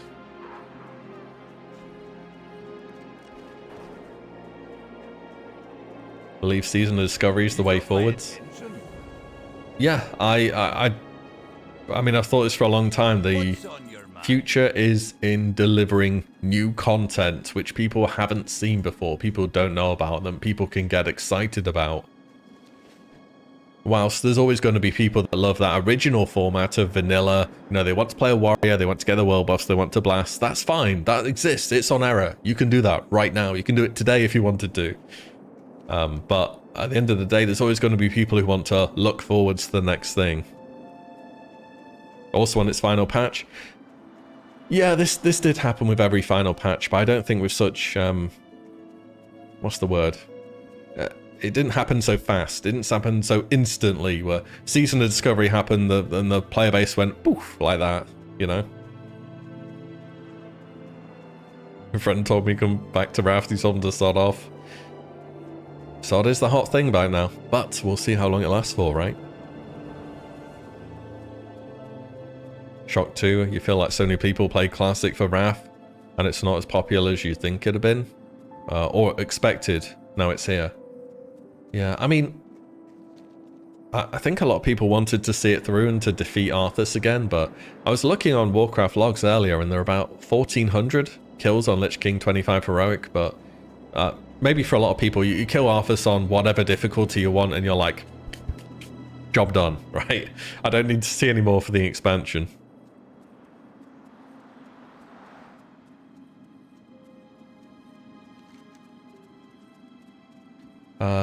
I go up here first, right?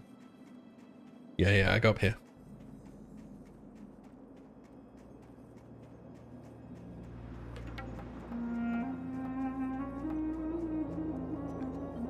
I would BFD CBA, man. I mean, it's a short raid. Like, I wouldn't get hung. I've missed multiple raid lockouts in BFD. Like, if I get Abyss item, I get Abyss item. If I don't get Abyss item, you know, it's fine. The level cap will be advanced to 40. We can go on from there.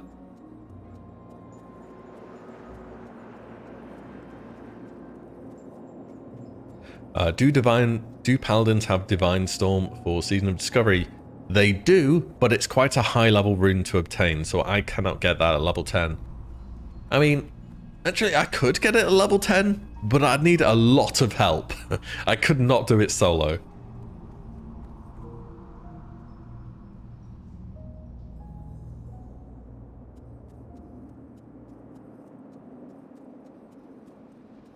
What's on your mind?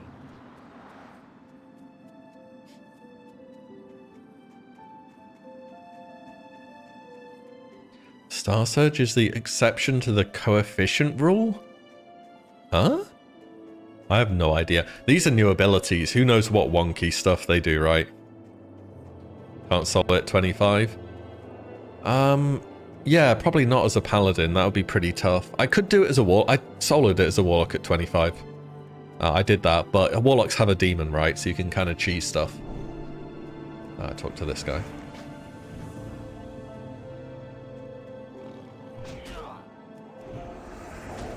Get it at 20. That might be more difficult now, right? There's going to be... Depends how many people are still leveling and stuff. Group for the last part. Again, yeah. Again, probably... Maybe if you have Boon of Black Fathoms and consume some BOE gear, you could probably do it yourself.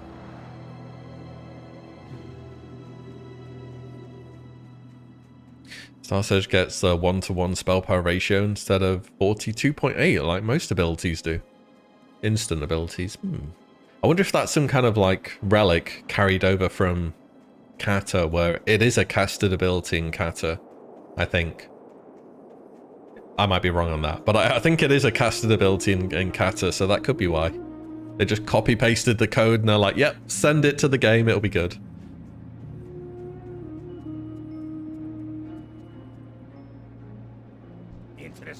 I mean, it wouldn't be the first ability, which is casted, or instant cast, I should say, instead of casted. Like Warlock's Haunt. When I first got that, I was so surprised to find it was instant.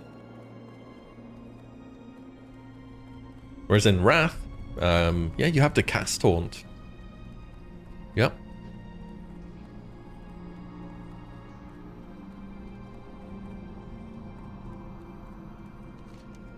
Let's head over here.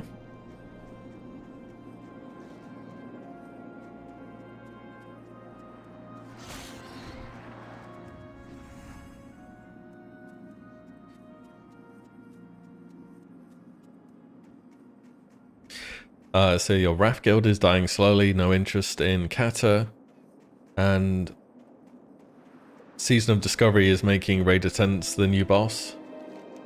The roster boss. A tale as old as World of Warcraft, isn't it?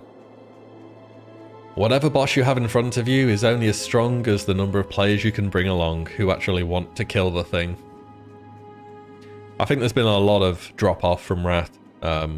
Not just since Season of Discovery, but people have... I think a lot of people have got their kill on Arthas, be it normal or heroic, and they're kind of satisfied with the experience of Wrath. And they either say, okay, I'm not interested in Kata, or I want to wait for Kata, or I'm playing Sod, or that's it for World of Warcraft for me. One of those options. Yeah, I think all guilds are facing a pretty tough roster boss at the moment. And they're having to recruit people who, you know, who knows how long they'll stick around for, right? They're playing like, this is the end of the expansion for Wrath now, really.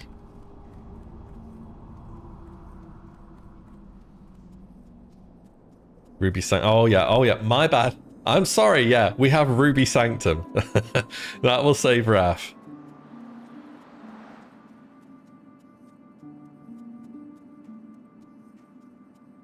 BFD's easy. It is easy, and that's a good thing. Yeah, I don't think that raids in vanilla need to be hard. If anything, them being easy is, it's a good thing. It's casual friendly, you can get in there, you don't need to worry about being super try hard or anything. And you'll be fine. And that's great. But then again, if you do want to try hard, you can get all the BOE gear, you can get all the pre-bis, and you can try as hard as you want, and that's fine too. You don't know anything hype? You don't know anyone hyped for Kata? I am. You can put me as one of them. Put me as one. I'm hyped for Kata. I'm looking forwards to it. Not gonna lie. I'm gonna enjoy Season of Discovery a lot, and when Kata releases, I'm probably gonna go pretty hard on it for a week, but as is typical with expansions from Wrath and beyond, you get to a stage where you can raid log, and you just raid log, and then between the raid logging, you do whatever. So, yeah, I'm expecting to play an unreasonable amount of hours in my first week, and after that, I'm just going to kind of chill and probably play Season of Discovery a lot more than Kata, but I will be raiding on Kata, that's for sure.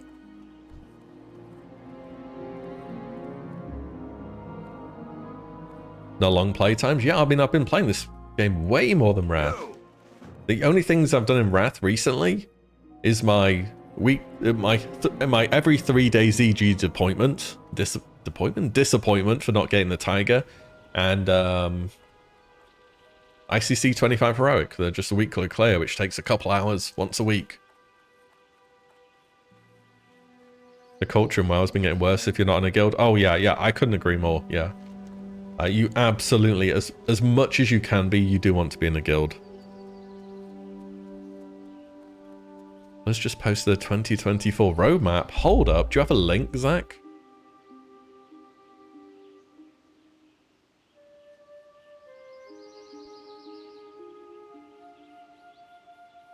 I've got it, don't worry about it.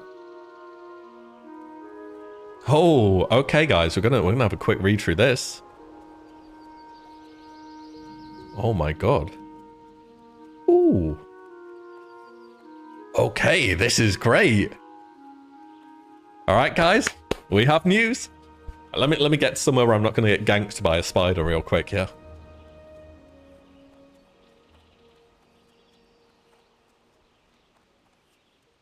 Link, sure. Share on screen. Yeah. Just give me a minute. Let me get to the inn. Yeah, just bear with me 1 second.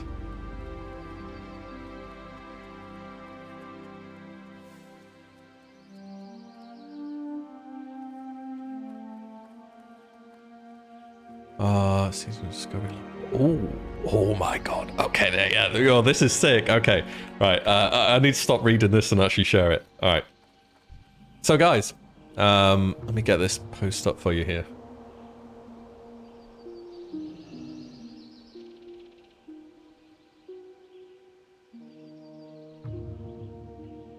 How are we looking? Is that good on your screen? Is that good for you? Should we go to the Blizzard page, or is this one better? I guess they're the same, right?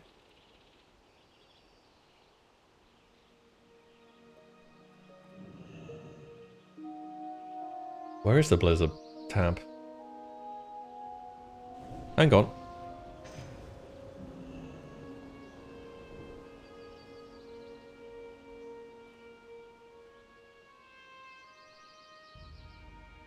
Video material? Well, you're getting a sneak peek. But it's been an incredible year for the WoW team. We're endlessly grateful, and, you know, so on and so forth. For last year, I posted our first roadmap. So thankful for the team for it all becoming real. So listing everything this year is huge. 6 Dragonflight content updates, Wrath content updates, and the return to Iceground Citadel Raid Dungeon. Classic Hardcore BlizzCon 2023, the Race to World First, Dragonflight Season 3, and Season of Discovery. Very cool, and so on. So let's take a look at the roadmap here. Okay, so this is the more retail one. So maybe you're interested in that. This channel we're just gonna skip ahead. Just gonna skip ahead a little bit to the 2024 roadmap for Classic. Okay, guys, let's check this out. So it doesn't give specific dates, but it gives us an idea of when things will be happening. First of all, this is again, I love to see this whenever Blizzard do this. Typically, sorry, it's a bit off screen for you guys, isn't it? Typically, we don't kind of get this information from Blizzard on when updates are coming, especially for Classic. I will say that. So for us to see this is super exciting. Nevertheless, in winter, which kind of splits off on this margin, I think, we have the Ruby Sanctum raid, and then we'll have Season of Discovery Phase 2, which will consist of level 40, new runes, a new PvP event, and the Nomagon raid. Now this says in winter, so when does winter officially end? Like,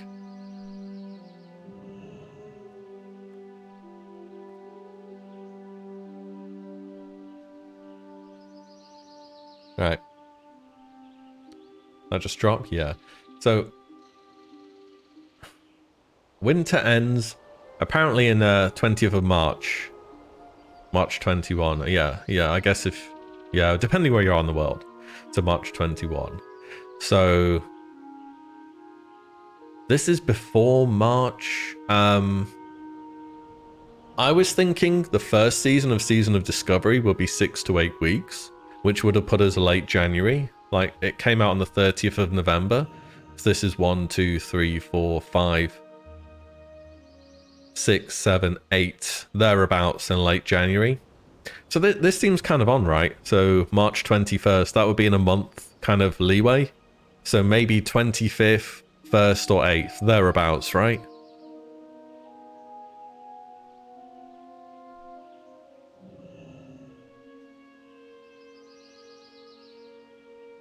Yeah, I think it'll be those three.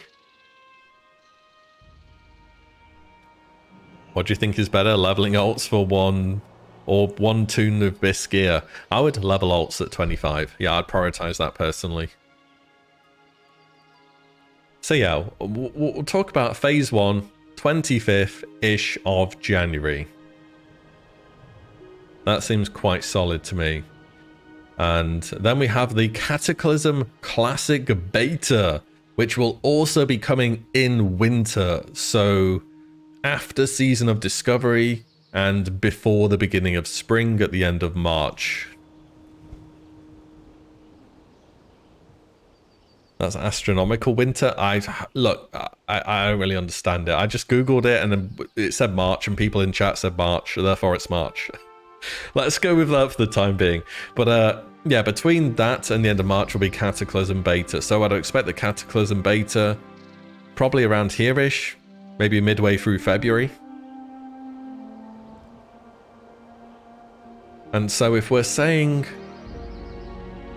this, the Season of Discovery Phase 2 is coming around 25th.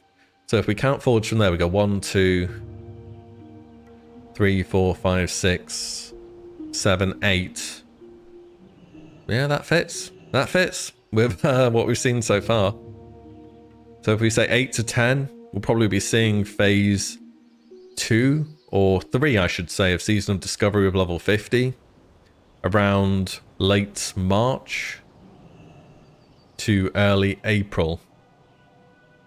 Someone from the UK, March is cold and dark, therefore March is winter. Amen. So yeah, we're probably looking at level 50 cap with new runes and your new raid towards April, late March, early April. And then after that, we have Cataclysm releasing for real. Oh no, the pre-patch, sorry, not Cataclysm releasing for real. The pre-patch for Cata. So the pre-patch for Cata on this timeline it's probably it's going to be coming in April, isn't it? The pre-patch for Cata will be in April. What do we think about that?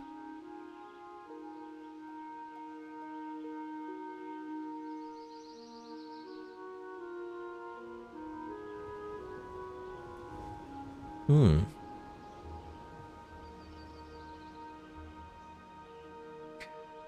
Is this an official image? Yeah, they just released this. Yeah, this is official.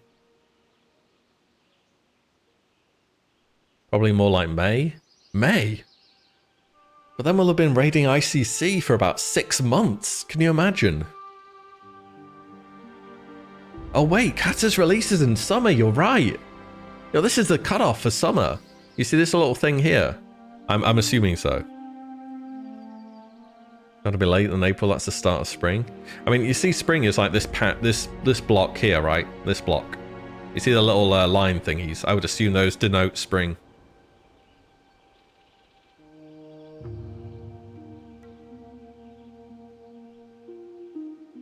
Here's the official, I mean the official link is here.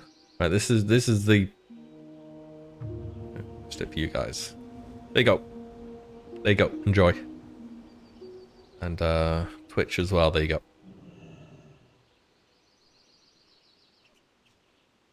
Yeah, so this is just the pre-patch. The pre-patch is coming at the end of spring. Bro, there's no way they'll wait until June for Kata. June? Seriously? That feels so late.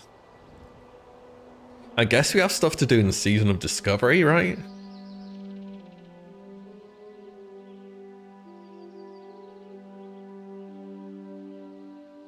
When does summer start? 2024? Big gap between 50 and 60?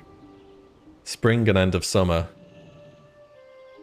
It's not more than 3 months. Yeah, I guess you're kind of right, huh? That's a long time in ICC and Ruby Sanctum. Yeah. Yeah, it's a really long time, man. Really long. Bro, like winter, Ruby Sanctum, summer, Kata, hello? Bro. I mean, as one of the apparently rare people who's excited for Kata, like, damn, dude. I don't want to have to wait 6 months.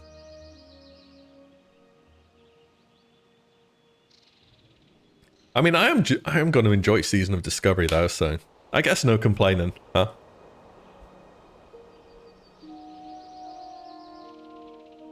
Kata's no hype. Kata does have hype. Okay. Just not as much. There are people who are looking forward to it. It's not just me coping. I swear. But then, so we have Season of Discovery Phase 3 and midway through spring. And then midway through summer, mid to late, I'd say, they have Season of Discovery level 60. Kata Connors. Oh no, I've been labeled. Ah. Level 60. That'll be the big new runes and endgame activities. So yeah, in case you're wondering, oh, that's interesting. Actually, that's interesting. So level 50, it says new raid. New raid, right? But level 60, it says you end game activities. Where's Kara Crypts going, huh? But is Kara Crypts an end game activity? I think that's an end game raid. What's the raid at level 50, huh?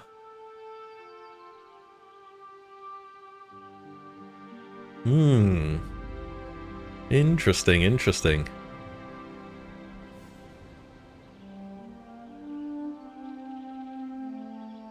Yeah, we don't know. Level 50 raid will be SM.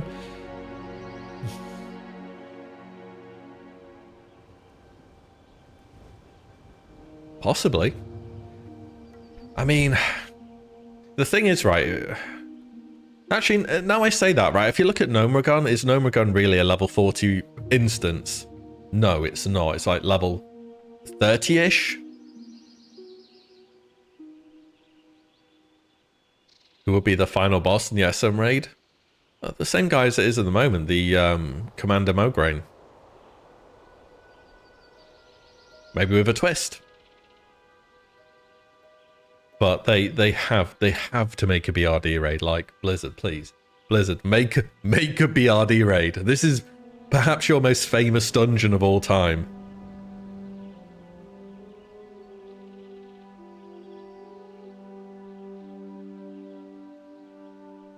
They've got to do BRD.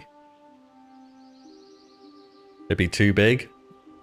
it would be more work. I think that's another way of putting it. They could make 3 raids in BRD. Bro, they've got to do BRD. Come on. Come on now. BRS, the Blackrock Spire. It is technically, but you could say any classic raid dungeon is a raid, because you could, even before Season of Discovery, you could take 10 people into Deadmines, you know. There's nothing that stopped you from doing that. It was possible. You could take 10 people into most dungeons in vanilla World of Warcraft, and the game would allow you to do that. So them being a raid is kind of meh. They already were, in a way. I guess that's a weird argument, though. It doesn't really go anywhere. Raid is just Molten Core 2.0. Don't you think it'll be weird, right? Imagine we've been doing all these new raids, right? We've done BFD, we've done Noma, you know, we've done maybe Scarlet Monastery, we've done these new raids. You get to level 60 and it's like, okay guys, back to Molten Core. Like, are people gonna look forwards to Molten Core after all of these new experiences? Or are they just gonna be like, ugh. Maybe I call it time on the season, you know? Do I quit then?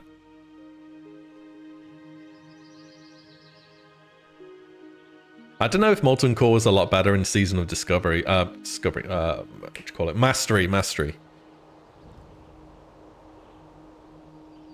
Maybe they need to change that up a bit too. You are? Based Molten Core enjoyer? Fair enough if you do. Isn't Karazhan Crypts confirmed as one of the new raids? No, not confirmed, no. They hinted very heavily at it existing. They did not confirm it. Came back since 2007. You're looking forward to it?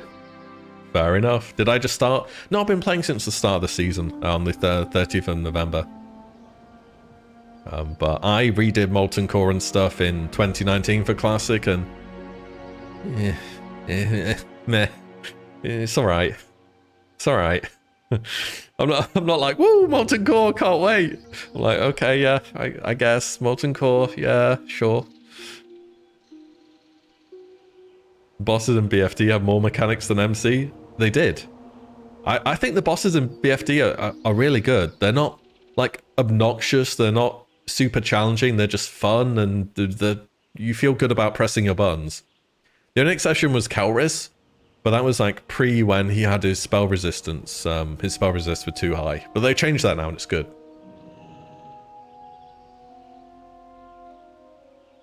Anyway though. So Kata in summer. I have to wait till June. Sag. Season of Discovery level 60. New runes and endgame activities. Very cool. All looking forward to that. And then Kata, a mini patch with Rise of the Zandalari. So this is your timeout on being able to get your Raptor and Tiger and ZG, by the way. So you're going to have to the end of summer, so no rush, but, you know, do get in there and do the raid. And then quite shortly afterwards, we have Rage of the Firelands in autumn, another raid which I'm super looking forward to. I really want to do Ragnaros on 25 Heroic. I think that's going to be a great experience. Yeah, I'm looking forward to that. And between that, I get Season of Discovery, so I'm like, I'm winning on all fronts here. This is great for a player like me. And then at the end of autumn, heading towards winter, which we've had sort of no confirmation beyond that. It just says end game content updates. So if we look at this from a timeline point of view, right, end of summer. Where we at? Where's the mid to the end of summer? It's probably like August, right? Summer goes on for way longer than I think it does. And then these updates here are towards the end of autumn. What in-game updates? I mean, end of summer to end of autumn's what? It's 3 months. Like each season's 3 months. That's how they work, right? Yeah, September being summer is always weird to me. Really weird. It doesn't feel like summer. Anyway, each season's 3 months, give or take. Within the space of 3 months, how many raids at level 60 are going to have released? So when we get to level 60, we'll have Molten Core, we'll have Oni, we'll probably have BWL. And this is landing around AQ40, should be out by now, question mark?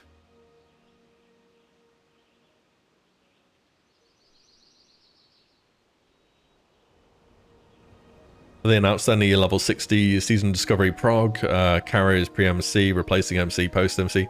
Nah, nothing yet, I'm afraid. I don't have any answer for you. This thing we're looking at now is like this just got released now, right now.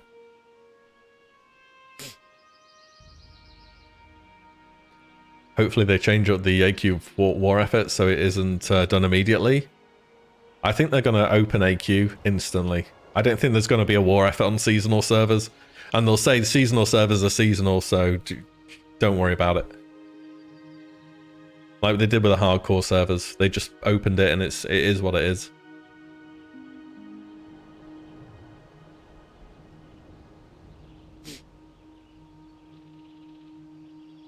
But yeah, I guess this is our little timeline here, huh? You can see all that. You can, yeah, good. You're pretty sure they said they will do it? Oh, okay. Yeah, I didn't see an interview, so if that's the case, then that's the case. Imagine farming for Scarab Lord in a seasonal server.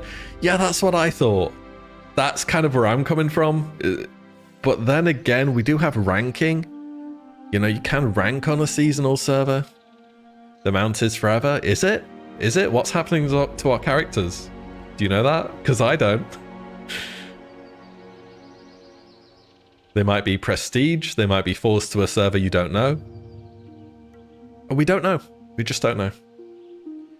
But yeah, there's our snapshot for a good amount of time. We have winter, so we have Ruby Sanctum coming this winter, so that'll be probably early next year. And then we're going to be advancing to 40. We'll have new rooms, new PvP event, and a Nomagon raid. Expect that towards the end of January, early February. Shortly thereafter, we'll have the Cataclysm Classic Beta and the solo self-found mode for hardcore at the start of spring. So is that April? April-ish? Am I right on that? I'm looking forward to this, by the way. I expect myself to stream this. I think SSF is fun. I enjoy it. I know how you guys feel about it, but I always thought it's fun. So yeah, I am looking forward to that too. Thereafter, midway through spring, we're going to have a level cap advance to 50, where again we'll have new runes and another new raid. We don't know what that new raid is yet. They said SF in the blue post. Ooh.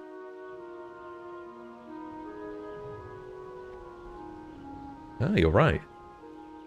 February. There we go, SSF February. Look out for that one very soon. So this is February even. So yeah, this very much fits in with the timeline we're imagining. So yeah, we're going to have level 40 end of Jan, if not earlier. SSF should have been the default. I mean, it's fine, right? We can have both. We can enjoy both. And then midway through spring, level 50, new runes, new raid. We don't know what this raid is. The level 50 is the biggest question mark to me. A lot of people are saying Scarlet Monastery, and I kind of see where they're coming from. But yeah, I just don't know. It could be Blackrock Mountain, right? It could be BRD. Like, BRD would fit in with a level 50 bracket, and it would be a good standalone piece of content. Mara? Again, maybe, right? That fits. Sunken Temple? Maybe. Yeah, again, like Killian's saying, maybe you have 2 raids. You could fit 2 raids in there. Are they going to have enough time to put in 2 raids? Yeah, you're right. Yeah, they showed a picture of Scarlet Monastery at BlizzCon. Absolutely. What exactly is solo self-found? So the crux of it is that you cannot trade. You cannot use the mailbox, and you cannot use the auction house. So you're essentially a character who is self-sufficient in their consumables, in their gear, in their gold acquisition, and in all aspects of the game. You're a lone ranger out in the world of Azeroth. Yeah, Azeroth. The dragons around Grim Batalla level 50-ish? I'm not sure. Can they group? Don't know. Maybe they'll let you do dungeons. I mean, if any of you guys played the unofficial hardcore, they let you group for dungeons, which I thought was fine, because dungeons are just fun, right? Like, people want to do dungeons. You can still group and stuff. I don't know. I don't know what restrictions they're going to go with. But those three things you cannot trade, you cannot use the auction house, you cannot use the mailbox. I know those three things will be guaranteed on Solo Self-Found. As enchanting possible, with great difficulty. That's all I can tell you. Yeah, enchanting ain't great. It just doesn't fit into the gameplay format too well. People tend to go herbalism alchemy or something so they can make their own health potions. Stuff like that. It changes up the meta of the game, but it is what it is. Anyway, late spring, then we have the Cataclysm Classic pre-patch. We're getting a pre-patch event, which is some elemental invasion, I think. I don't remember it too well, to be honest. We're getting the new races. Improved guild features. So I guess this is the guild... Not the guild advancement system, maybe? I'm not sure. Account my collections. We already have a bunch of those, so... Yeah, this is all pertaining to transmog. Account my collections and transmog. And a month or so later, a start of summer, Cataclysm Classic. So we're getting all the new stuff, the 4 new raids, so that'll be Throne of the Four Winds, Blackwind Descent, not Throne of... What am I thinking of? In the Four Winds, Blackwind Descent, Tol Barad, that's a raid. And, oh, Bastion of Twilight. There we go. 7 dungeons, don't make me name them. 2 heroic dungeons? Huh? But what do you mean 2 heroic dungeons? Aren't they all heroic? Question mark? PvP, so that'll be the battle for... Is it called Battle for Gilneas? And Darkmoon Island. So they update the Darkmoon Fair to where you go through a portal and there's a new event. So that'll be into.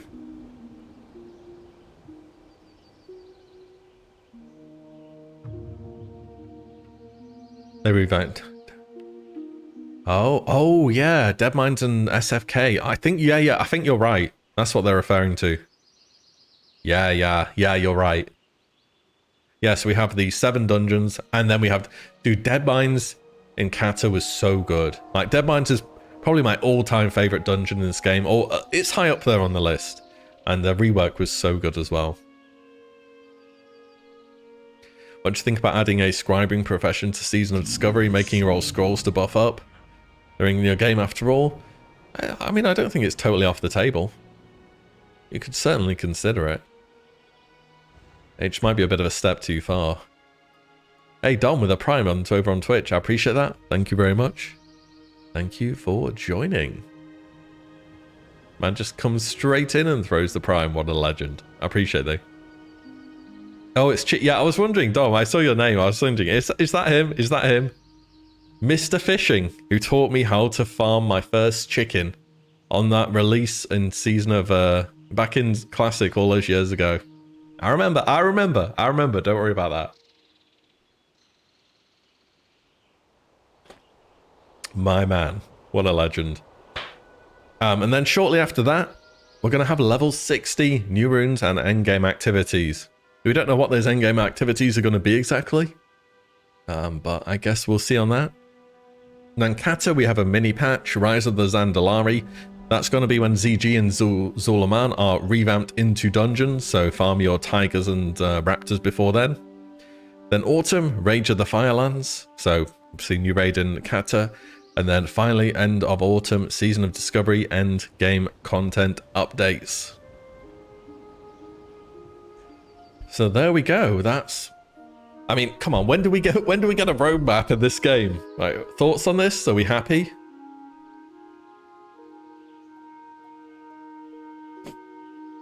You see what the comments think. Season Discovery Part 2 after at least 11th of January. This works for you. Not surprised. Makes sense. Kata in summer. That's almost as long as the real release Kata was. Yeah, that's a lot. I am kind of excited for Kata. Like, I know I'm a bit of a outlier in that regard, but that's... Damn, I'm not going to be clearing ICC for 6 months. I can tell you that right now. Class end at Wrath, okay, you can read that every other day.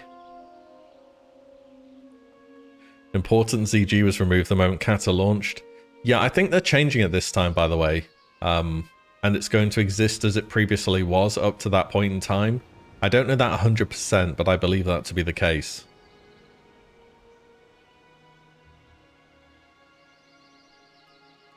They're making a distinction between endgame activities and endgame content updates is interesting. Yeah, what does it mean? Where are we going at the end of Season of Discovery? What's happening to our characters? It could really be anything.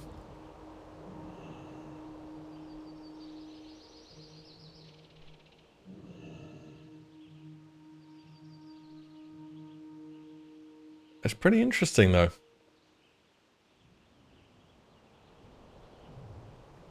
And on retail, it's War Within. Hey, Ant as well with a Prime. My man, don't have to ask who that is. Thank you. Reminded me you have a free Prime. I mean, it's free. It's free stuff. Thank you, though. Thank you.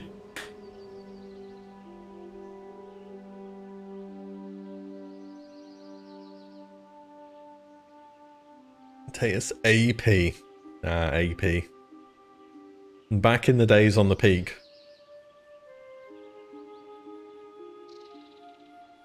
Let's see what the comments are. Wait, it said there were 48 comments, now there's 4. I've been scammed. Where's my content, Blizz? No, it's like there's nothing else really.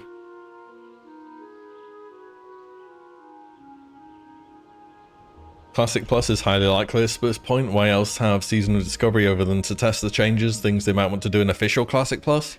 I mean, a lot of people, myself included, have been saying this is kind of the Classic Plus beta, if you will. Right now, we're testing stuff out. We're seeing what works. We're seeing what people like. Maybe they'll stick with it. Maybe they won't. But, you know, at the end of the day, this is why I'm kind of pretty easy on what they want to do in the season. If you see something and you hate it, it's fine to just say, okay, that's in the game. This is why I don't like it, X, Y, Z. But yeah, just do give feedback on stuff. Do say what you think about stuff, you know?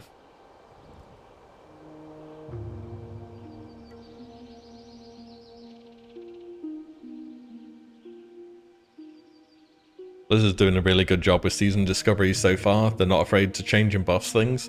They're not. Seems like borrowed from Dota. Oh. That'd be something, wouldn't it? Better leave these servers active afterwards. I would be surprised if they did, if I'm honest. But that's so far in the future right now. We just don't know.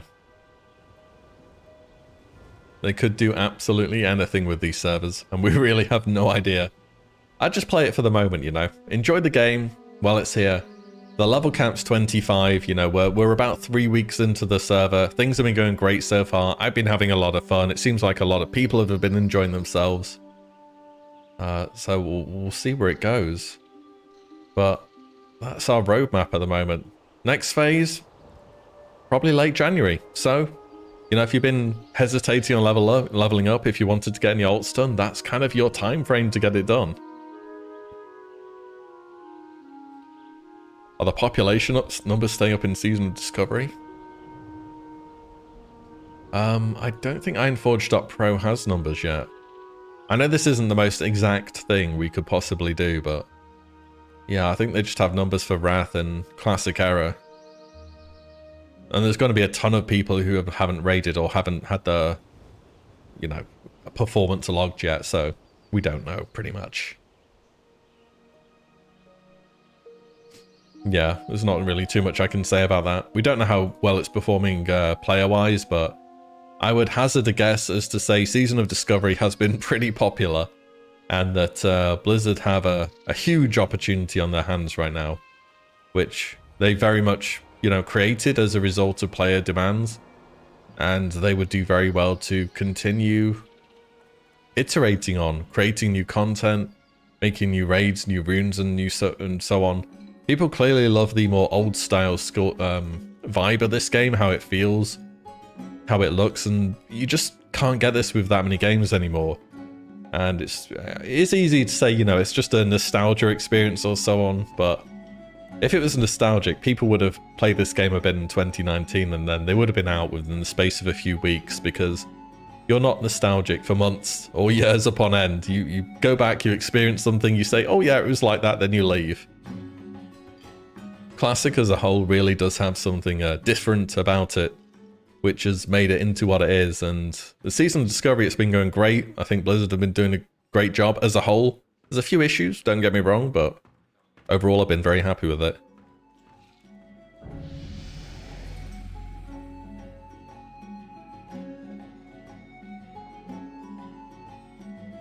Do you think there's a possibility of going with a new story arc that doesn't follow Retail or Classic Plus? Well, Chris Metzen himself did something about that the other day, where he basically said Classic Season Discovery is more about, it's more like finding old photos of the game that you once used to play, not so much creating, I don't know, an entirely new story. So I doubt it, basically. Haven't had the chance to play SOD yet. I mean, there's the level cap's 25, Dom. We've probably got a good another month or so before it's raised, and the next level cap will be 40, so you should be all right. But guys, I'm going to have to end it there. I was going to end it a while ago, but then we had that news post, and I wanted to do some initial thoughts on it and stuff. I do have a few other bits I've got to do this afternoon, so I'll head off. I said last time I streamed on Tuesday that I'd also stream on Friday, and then I didn't because I was midway through a video and just wanted to finish it. But I will try and be on the Friday, which will be the 22nd. So that will be a very festive stream if I'm up for it. Either way, though, I appreciate everyone hanging out today, chatting, talking about the season, how everything's been going so far. Really enjoyed it. Obviously, if you've enjoyed the stream, especially over on the Twitch side, you know, I definitely appreciate a follow. Helps me grow there, and I'm looking to try and get partner eventually on that side of things. But yeah, wherever you prefer watching, that's all cool to me. I don't mind. This is just kind of a bit of fun, really. But guys, yeah, wish you all the best. First side stream, looking forward to the next one. Well, I'll see you then if you're about. If you're not, no worries. Had a great time today, guys. I will see you on the next one. Enjoy your day and take care.